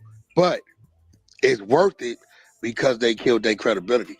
Nah, yeah, I feel you on that. I mean, if they come with some real work now, motherfuckers gonna question it. Nah. Yeah. It's just a lot, nigga. That shit. That was a good play. Bro, like, y'all gotta look at it like this. It's like kamikaze. The nigga basically just bombed himself. He dead. I agree with it's that. over. That's a kamikaze. Like, but you lost. But a battle versus a war. Think about it like that. He lost in the battle and the war. It's over. We got Poetic Flacco police ass up on Clubhouse. Bring your ass up here, Flacco. Nigga, don't be hiding in the goo. You trying to call the police and put black men in jail, nigga, for crimes they didn't commit. You COINTELPRO. Fuck you and that bitch ass nigga Wackademics and Adam 22. You know what I'm saying? Hip hop police ass niggas. Nigga, the gig's up. Fat, sloppy body, Shabba rank impersonating looking ass nigga. It wasn't me looking ass nigga. You know what I'm saying? Let's get back to the content. We went for a bag. Like, this one we bamboozle Wack out there. 10 bands, you wouldn't have went for that though. That's what they were saying. They was like, here go the problem, bro. Look, we viral right I don't now. I know y'all like to 50,000 downplay views, me. 16 Bro, when I hours. hear Put 10,000, the link up here. I hear $100. Pause to cover that. Hold on. No, it ain't no paper to you. No, you're missing the point. This is real shit. I'm just being real. Put the link You know what I'm saying? Depending on where you at in your life, numbers that seem like something to y'all don't mean nothing to the next nigga. So when a nigga tell me a dime, that's why we say 10 cents. We mean it just like that. It's something we ain't gonna miss. So you don't feel played at all though, keep it real. No, not at all, because they ran me mine back. I got on the phone. Them niggas should feel played then. No, they don't even feel played because it's trying to get you win some, you lose some. But at the end of the day, right, it was well worth it because dude went kamikaze for 2 bands and killed his credibility off. It ain't like he academics and he can get through it. This shit is gonna hinder his growth all day. Big U paperwork is coming. Big U paperwork is coming. He on his way out anyway. They're gonna lose that crutch, and that crutch ain't nothing anyway. Cause who they think he is, he ain't. The movies he trying to do, he calling my people. I shut all that shit down the other day. Show did. He calling my people trying to do shit. So the shit he telling them that he fake doing, Leonardo DiCaprio doing all that shit, all that's cap. Right? He ain't even got financing, funding. He ain't got nothing. So they being misled over there by what they think something is. I know what that is because I used to take care of the nigga. We all took care of the nigga, right? So once we let that go, that's gonna go away. I bet our work ain't gonna be That nigga fake. Poetic Flacco got childbearing hips. And then they didn't kill their growth of what they could do by themselves, bro. It's gonna cost them more around like a silver. Yeah, because now they in the on the YouTube mentioning my name and all this, that, and the other. Like, bro, all I said was come in here, defend this shit, but yet you want to keep mentioning my name. Bro, I'm about to really go up. Because, bro, if you're willing to make fake paperwork on yourself, bro, I can't fuck with you on anybody, bro, on any level. I can't They was going for the boom and only got the bang. Yeah, like, for real, that's weird. Oh, you went to $2, my nigga. You gonna go for it, go for it. That's what I was about to say, bro. Y'all gotta realize, I'm still crying. Benzo, you trying to run a false narrative because a nigga took that, bamboozled him up out of 2000. This nigga, hey, I knew you didn't get pussy. This nigga in here on some gay shit talking about daddy. Stop complimenting my booty like that. Hey, we already know you scared of Wack. Well, let me ask you this. Do you think Wack is going to be arrested in the no jumper no jumper indictment? Because we know it's coming. And I know they done asked you your good snitching ass information too, Poetic Flacco. We know you terrified of Wack. So terrified you gonna do what he did when he was terrified of Big U. Orchestrate putting together a whole bunch of informants to lie, snitch on them, to trick them off the street. I believe you, Poetic Flacco. You know what I'm saying? But we're going to get back into this content.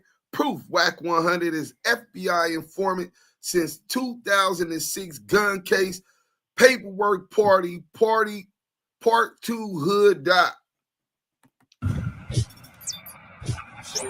Shout out my boy Street Certified News. Got racks in the building, South Central LA. Damu, Kiwe. What's going on? I'm Larry Hoover Jr. and I'm rocking with Street Certified News. Oh, there's your boy Kiss, man. Shout out to Street Certified News. What's cool, L? Hit him, Mr. Oh, yeah, y'all already know what it is, man. I'm rocking with Street Certified News. We got behind the scenes, man. We're gonna tie this bitch up. What up, this is your boy Mom J. We rocking with Street Certified News. Man, Street Certified News, man. Shout out Big Bo. Shout out Wack. Yo. It's your boy Amarillo, man. Street Certified News. We back with another one. Man, first off, man, if you guys could stop, man, smack that like button on this video, man. It always helps. You know what I'm saying? When you guys drop that like button, you guys always support our videos. We greatly appreciate it. This week, man, you know what I'm saying? With all this Rolling 60 stuff going on and Big U, and there's been a lot of people that have like kind of come out just more than us and have really had negative words for WACK100 regarding his information and how he shares information and how it could potentially be helping law enforcement. WACK100 continues to claim that, you know, he's a street guy and he abides by street codes and street rules, but he always seems to find himself embroiled in situations where he's given a little bit too much information to law enforcement, or he's being treated a little bit too lenient by law enforcement. Although we're not really gonna get into the Big U shit, we might get into it a little bit later. We wanted to get into a 2006 gun case where WACK100 and his brother, both convicted felons, were caught with seemingly an artillery of firearms. You know, shout out to Active Chuck's Deuce M's. We spoke to him later in the video, and he gave us some insight. This was all information that he collected directly from the county office down there in Texas. So he'll talk to us about that later. In part one of the video, we spoke with gangster documentarian Al Prophet. In part two, we're really going to break down this 2006 gun case and how it coincidentally lines up with an older story that we told you guys about WACK100 getting caught on wiretap with the Stutterbox, Ladale Rawls, Mark Stevens case in the Main Street Mafia Crips. So, hey, man, look, with no further ado, it's all going to come together, man. Trust me, it's crazy. So, hey, with no further ado, man, it's your boy Michelle Guapo, man, Street Certified News. April 16th, 2005. Uber Eats is delivering more deals so you can watch more basketball. Right now, get a buy one, get one double stack biggie bag from Safety trooper Darren Chase was on a routine patrol on Interstate 40 in Wheeler County, Texas, when he would pull over a 2005 Cadillac for driving 77 in a 70-mile-per-hour speed zone. The driver, later identified as Cash McElroy Jones, stated that he was a truck driver and always ran about 5 miles over the limit.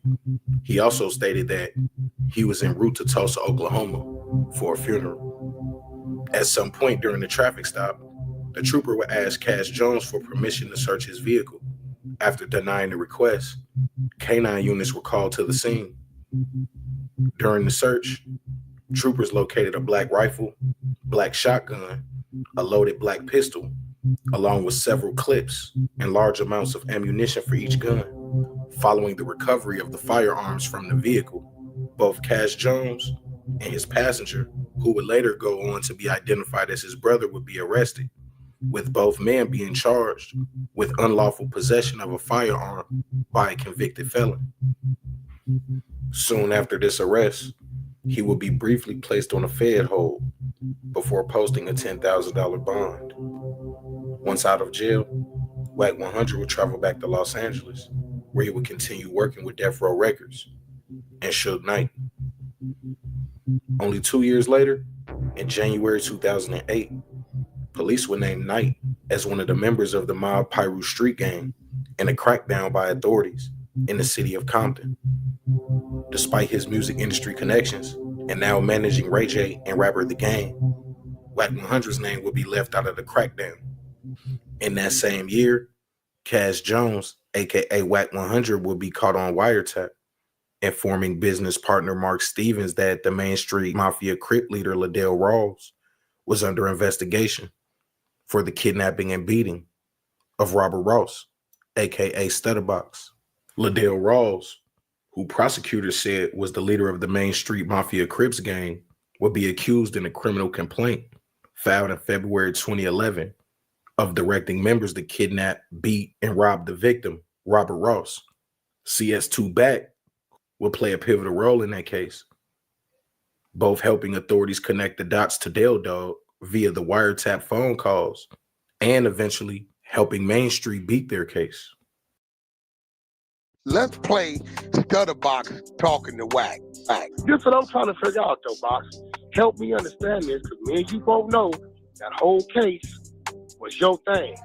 What is Mark saying I had to do with the case, bro? Wack, listen, in the paperwork, it said you tried to call Dog, remember? I tried to and he call won't take Dog. your call. And I sent it to you. And he said I talked to Dog. But he said he didn't talk to you. He wouldn't take your call. But they said he wouldn't talk. Yeah, and Dog said he was cool. He didn't want to talk to you in the paperwork. Mark That's what you said was going off of what that whole Main Street shit, that was your play. I ain't had nothing to do with it. I was a victim. Only 1 month after the indictment of the Main Street Mafia Crips, on March 9th, 2011, Cash Jones, aka WACK100, would appear in Texas State Court to have his charges finally dismissed from that 2006 unlawful possession of a firearm case, where he was caught with multiple firearms and ammunition. The stated reason for the dismissal was not lack of evidence or a violation of WACK100's rights, as he claims, but based on the paperwork, WACK100's gun case was dismissed in the interest of justice.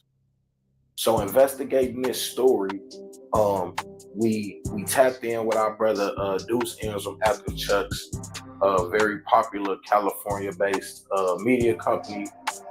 They really tapped into the streets, and you know, Deuce M's, man, this is somebody who, when it comes to WACK100, and he's done extensive research on this guy.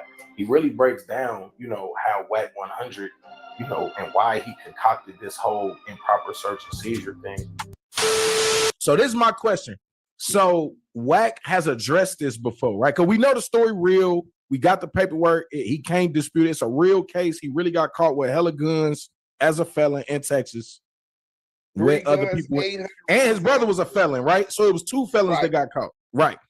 So he's has he ever explained how these charges got dropped? Because you sent me the paperwork and I see what it say, and it says in the interest of justice.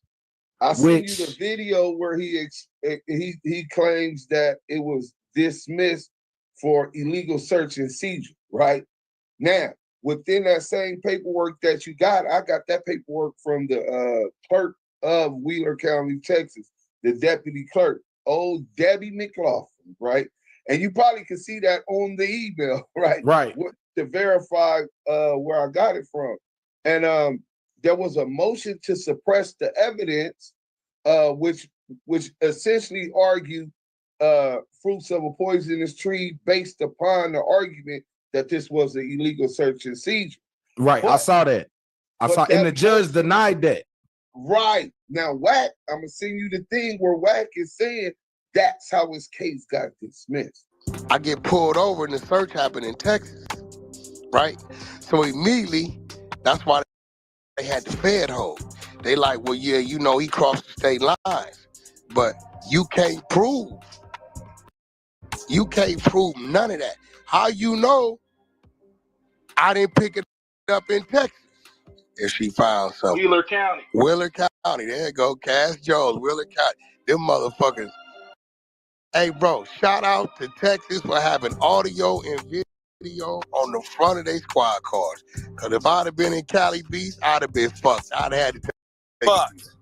Hey, because they have to write the report based on the audio, the video and the audio. Yeah. Like if I'd have been to California, it'd have been my word against theirs, but the ex-con word against theirs or how they got it. Them niggas could have said they saw something on the back seat. They could have said all kind of shit. But because they had audio and video, that's what saved it.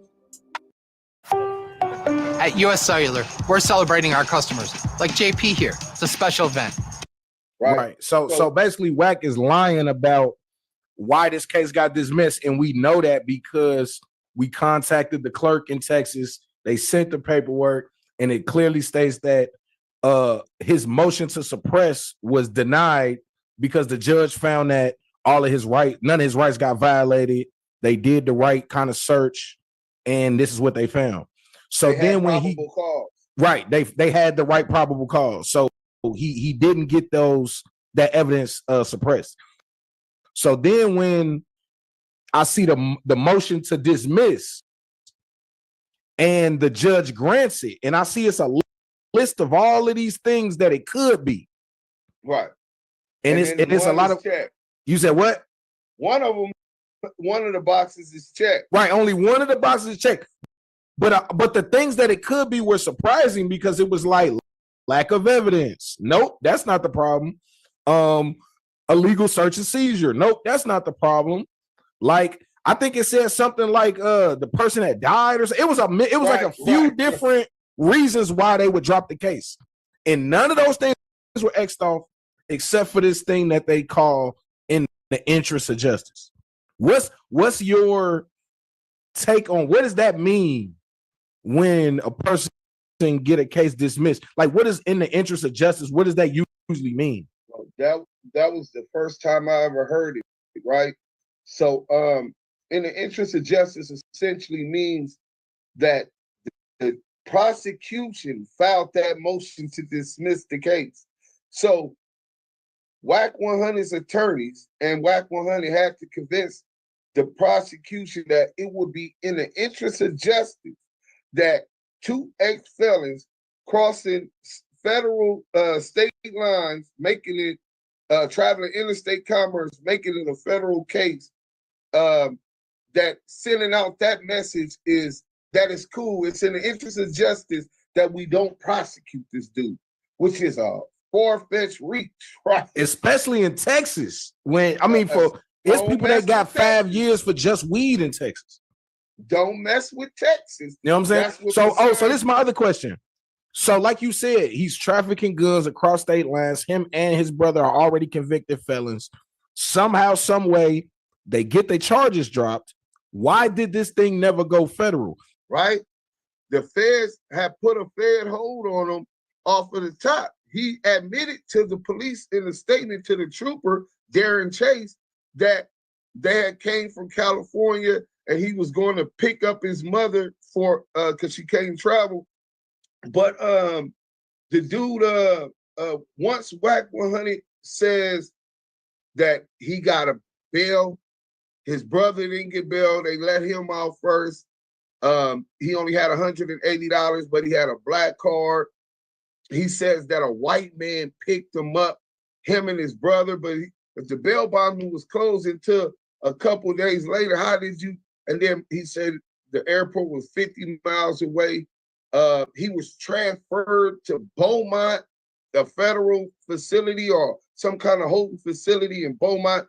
He was in jail for not just a night or overnight to the next day.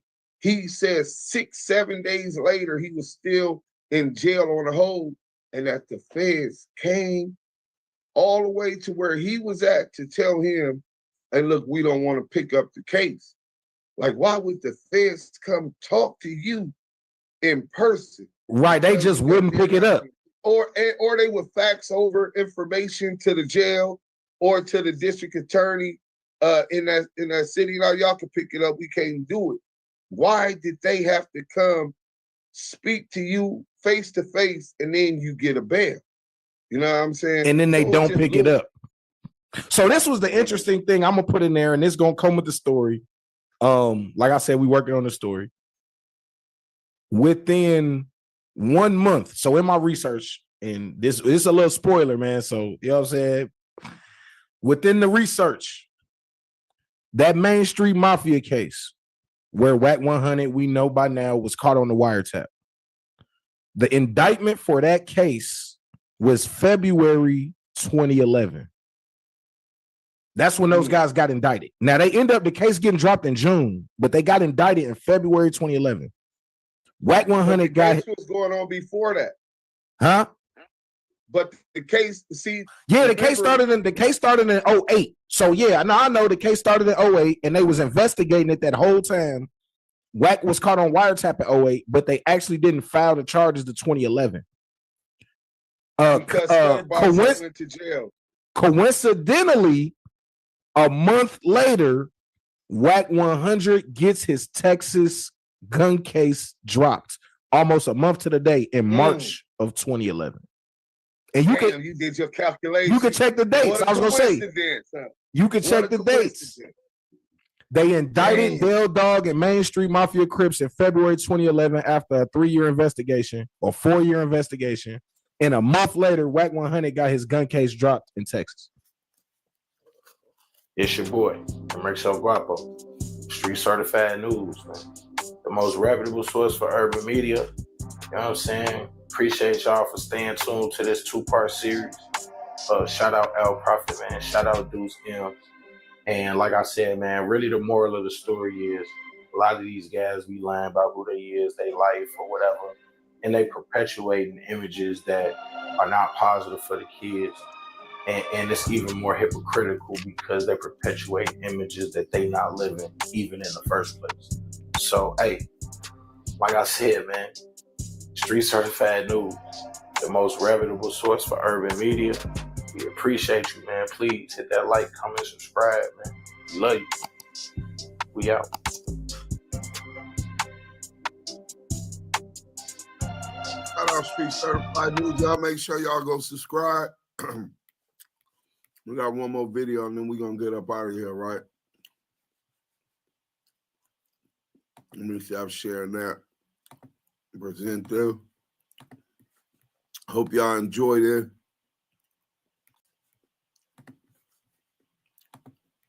So many documentaries. So much talent. Go subscribe to Kip Game 11. Hold on. Los Angeles.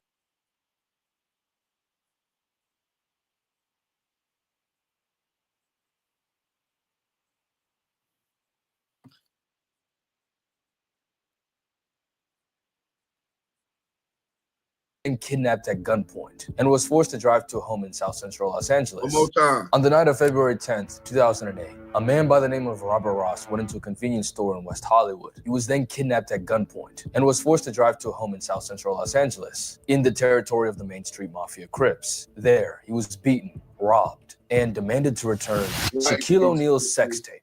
Stay tuned. Let's turn back the clock. The year is 1992, and Shaquille O'Neal roared his way from LSU all the way to the NBA, where he became synonymous with both power and finesse. Quickly, he became one of the league's most dominant players, and one of the US's most popular celebrities. As a literal larger-than-life figure, Shaq also dominated off the court, starring in movies, Pepsi commercials, gracing video game and magazine covers, making wrestling appearances, and topping the charts with one of his most dear passions, rapping, spitting on the mic. Along names such as the Notorious B.I.G., Nas, and Jay-Z, the Big Aristotle showed his chops on the mic, even featuring on a Michael Jackson single. Yeah, seriously.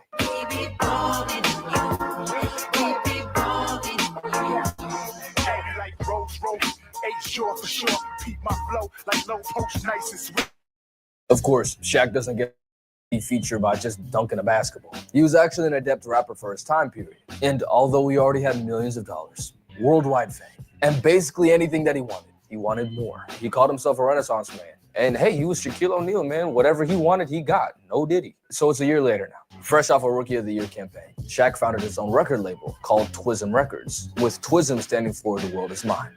Fitting. While being one of the league's best players from out the gate. Is it true that you're the only rookie that was ever named Player of the Week in the first week? Yes, it is.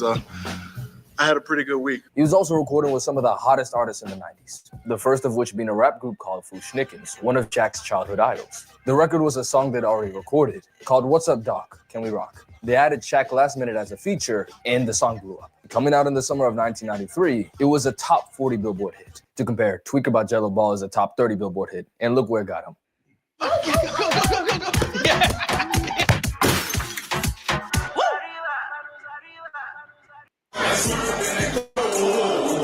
So yeah, Shaq was hot stuff. It was actually fire, for the time at least. What's up, Doc? I'm the hooper, piper, protective viper. When I'm out the hooping, yo, you better decipher. That single showed that Shaq could hold his own in the booth, and many more records followed. What's Up Doc became the lead single of Shaq's first project, called Shaq Diesel, which went platinum, selling over 1 million copies. Buoyed by this massive success, Jive Records put Fushnikins and Shaq together in the first place, offered him a 3-album, $10 million deal. Agent called and he said, bro, you're not gonna believe this. And I said, what? He said, they offer you a $10 million 3-album deal. And I was like, I gotta take it. The next album he dropped was called Shaq Food, The Return, where the first song was No Hook, featuring RZA and Method Man. The Shack attack has risen. Roll call 3 p.m. This is Twism. Always and forever. The album went gold, selling about 500,000 copies. After this, Shaq left Jive Records and partnered with Interscope, where in 1996 he dropped the best album from any athlete ever, You Can't Stop the Rain, featuring the Notorious B.I.G., Jay-Z, Nas, and Rakim. For my younger audience, that's like Jello dropping a project with Drake, NBA Youngboy, Lil Uzi, and damn Cardi. Shaq was stamped in the music game. Just a few months prior, Shaq made the bombshell announcement that he'd be signing a 7-year, $121 million deal with the Los Angeles Lakers. From there, he became the legend that we all know. On the music side, he commemorated his move with the track Straight Playing,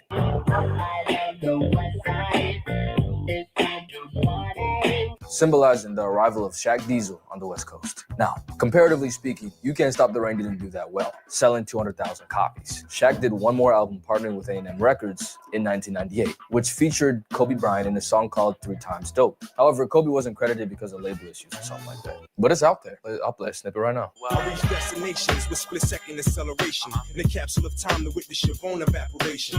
When Phil Jackson came into the picture, Shaq let rapping take a back seat. And during the three-peat run in LA, he didn't release anything, recording one album called Shaquille O'Neal Presents the Super Friends Volume 1, which never released. He dropped one last track called Drop Another Day number 34, which started a beef with a rapper called Mad Skills. And after that, he never dropped a full rap project again. The year is now 2004, and the Los Angeles Lakers are losing their groove. They lost their first NBA Finals in the Kobe and Shaq era, and while their status was nothing but solidified, Shaq's time in LA was almost up. Around this time, Shaq created a new label with his cousin, Money Mark Stevens, a shrewd businessman who he regularly consulted with while he had Twism Records, which went under in 2001. This time, Shaq was looking to be the executive rather than the talent, and was looking for artists to partner with for his label. Now, enter Robert Ross, aka Stutterbox, due to his penchant for stuttering when he gets nervous or excited. He met Shaquille O'Neal at a party in LA in around 2003, and they became good friends. Stutterbox happened to know a lot of people around the music scene in LA. Shaq's new label, looking for new artists, commissioned Stutterbox to go and find new people for him, and he followed through.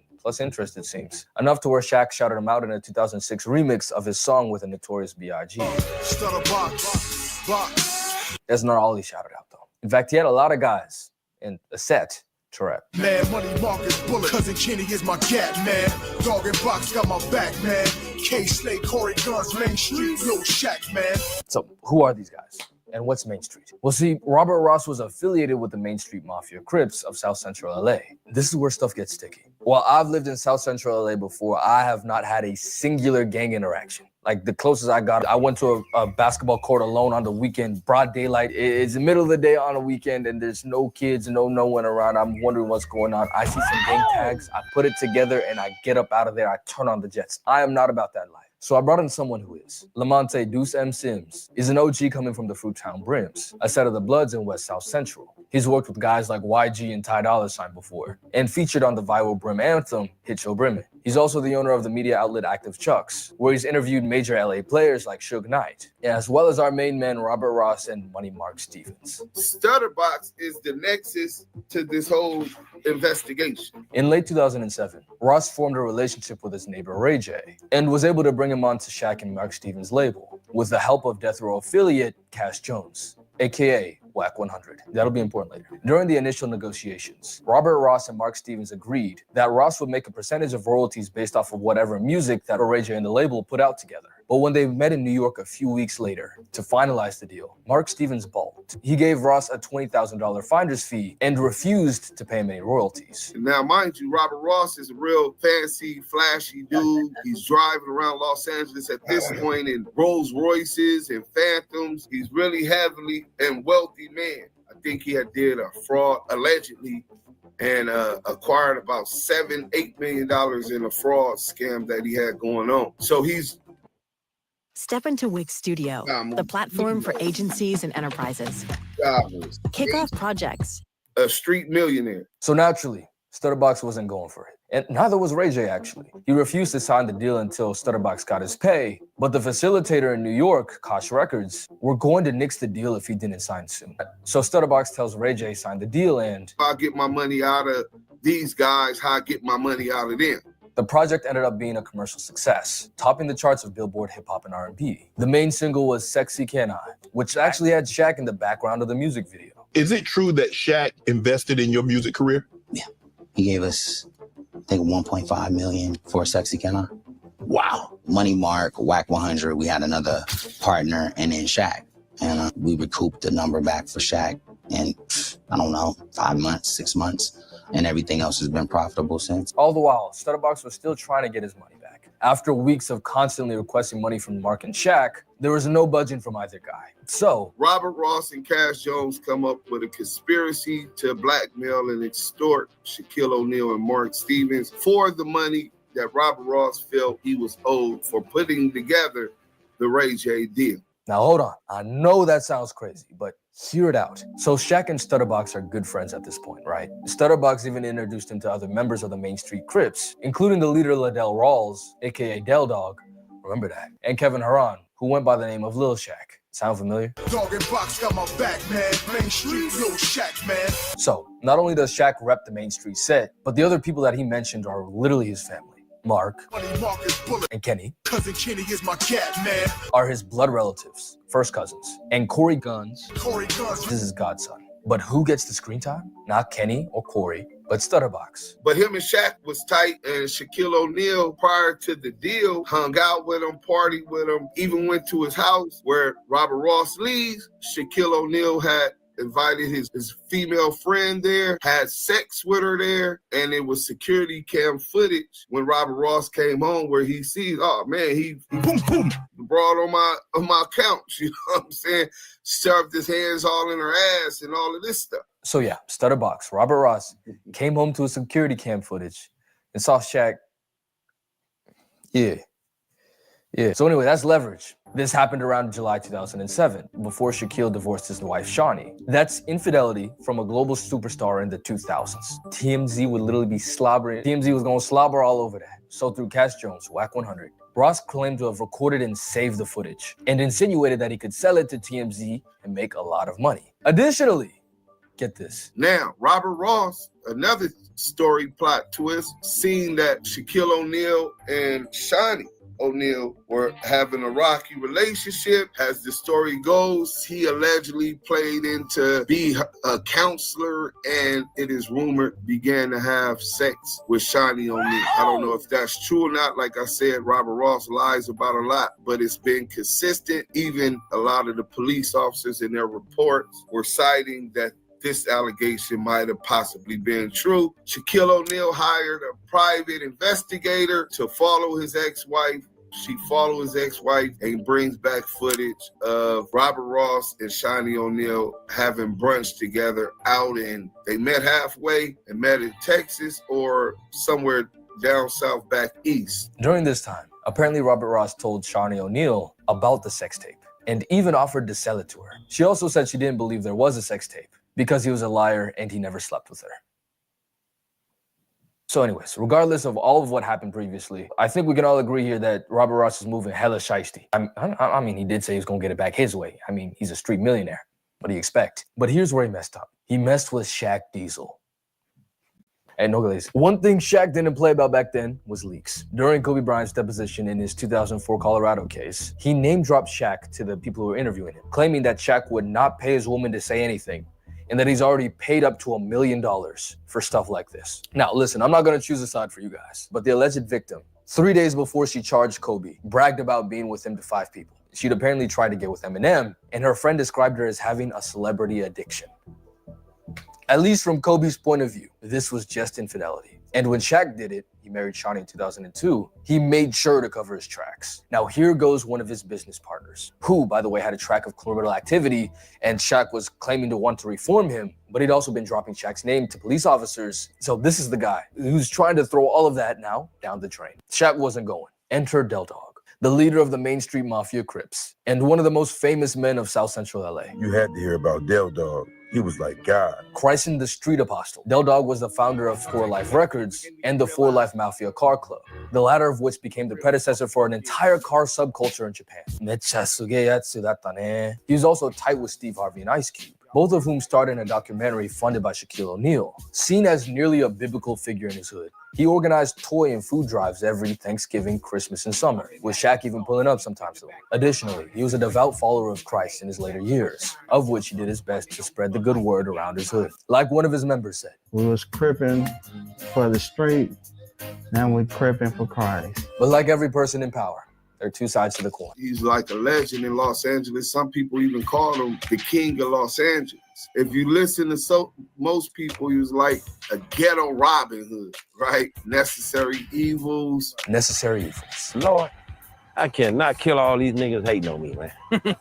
That's what I said to God.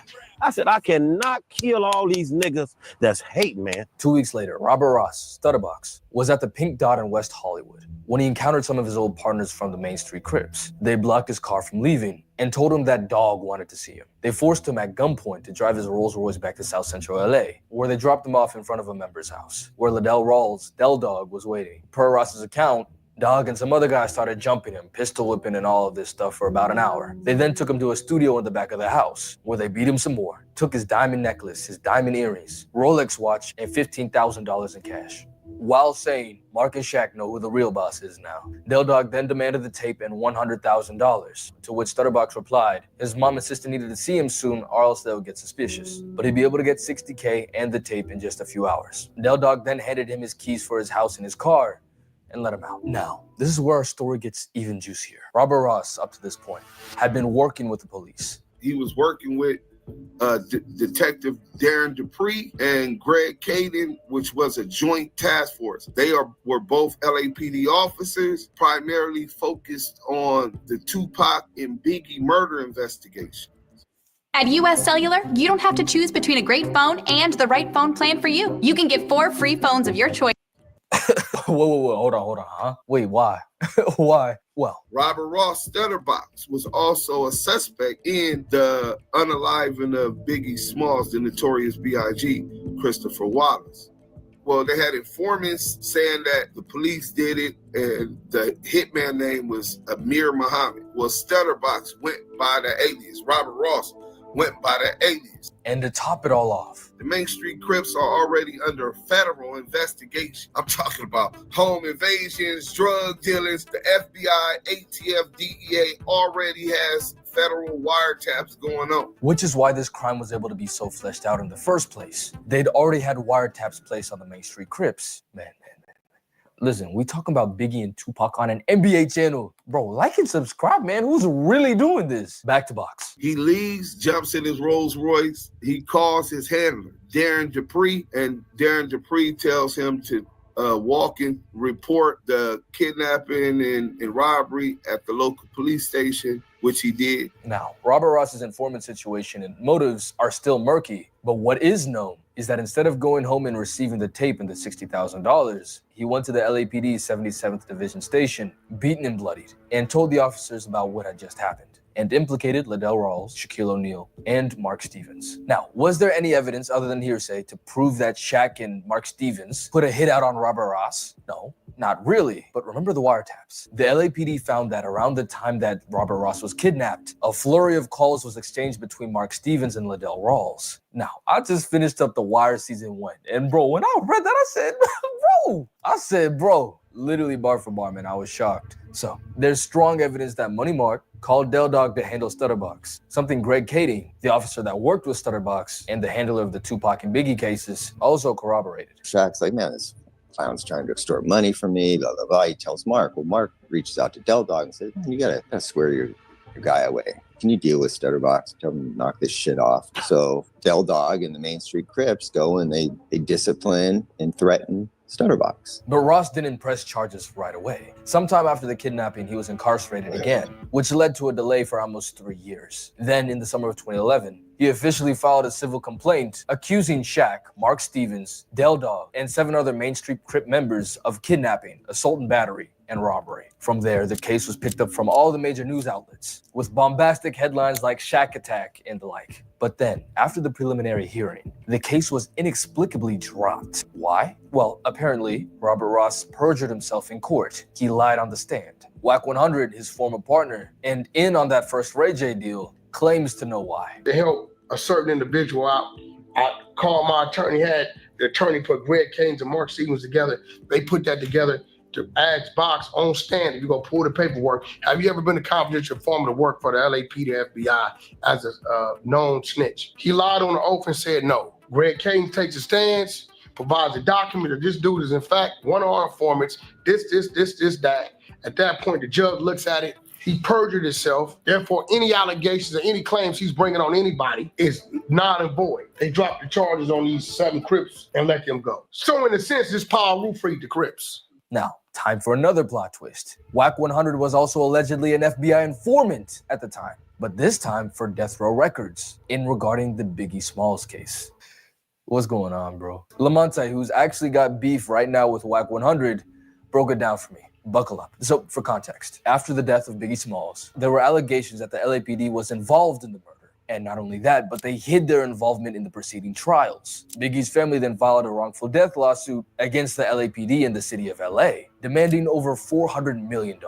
Detective Greg Cannon, he helped federalize that Main Street case, but that wasn't his case. He's running the Biggie murder investigation and the Tupac Death Row Suge stuff. So that's his priority. There's a $400 million lawsuit against the LAPD and the city of Los Angeles, which would have bankrupt Greg Cannon and Darren Dupree. The task force was created to bring up a different theory that didn't implicate any police officers in participating or assisting in the unaliving of Biggie Smalls, the notorious Big. That's his only focus, to bring up a theory so that they could get off this $400 million lawsuit. If Detective Coet would have spoke up on the stand, or Detective Fournier, they could have asked them about everybody who was on this investigation, including the informant. Informants being confidential source to Back. Now, who is CS2 Back? Well, according to Lamonte's findings, that is WACK100 Cash Jones, who's listed in the investigations while Del Dog was speaking with Mark Stevens. Through Mark Stevens, who is now Cash Jones's employer at Deja 34 Records thanks to the Ray J deal, he wanted to convey the information that Stutterbox had gone sour. Del Dog declines. The police investigation referred to him as CS2, confidential source 2, and Mark Stevens confirmed his identity later on. The priority being the case of the notorious B.I.G. and Jones's ability to be able to point out the culprit as being Wardell Fouts, aka Poochie, as a plausible story. If the police officers working on the Stutterbox case were to testify, they were liable to exposing Cash Jones's relationship with the police due to him being involved tangentially, and thus rupturing the relationship needed to have a working theory to save the city of LA and the LAPD $400 million.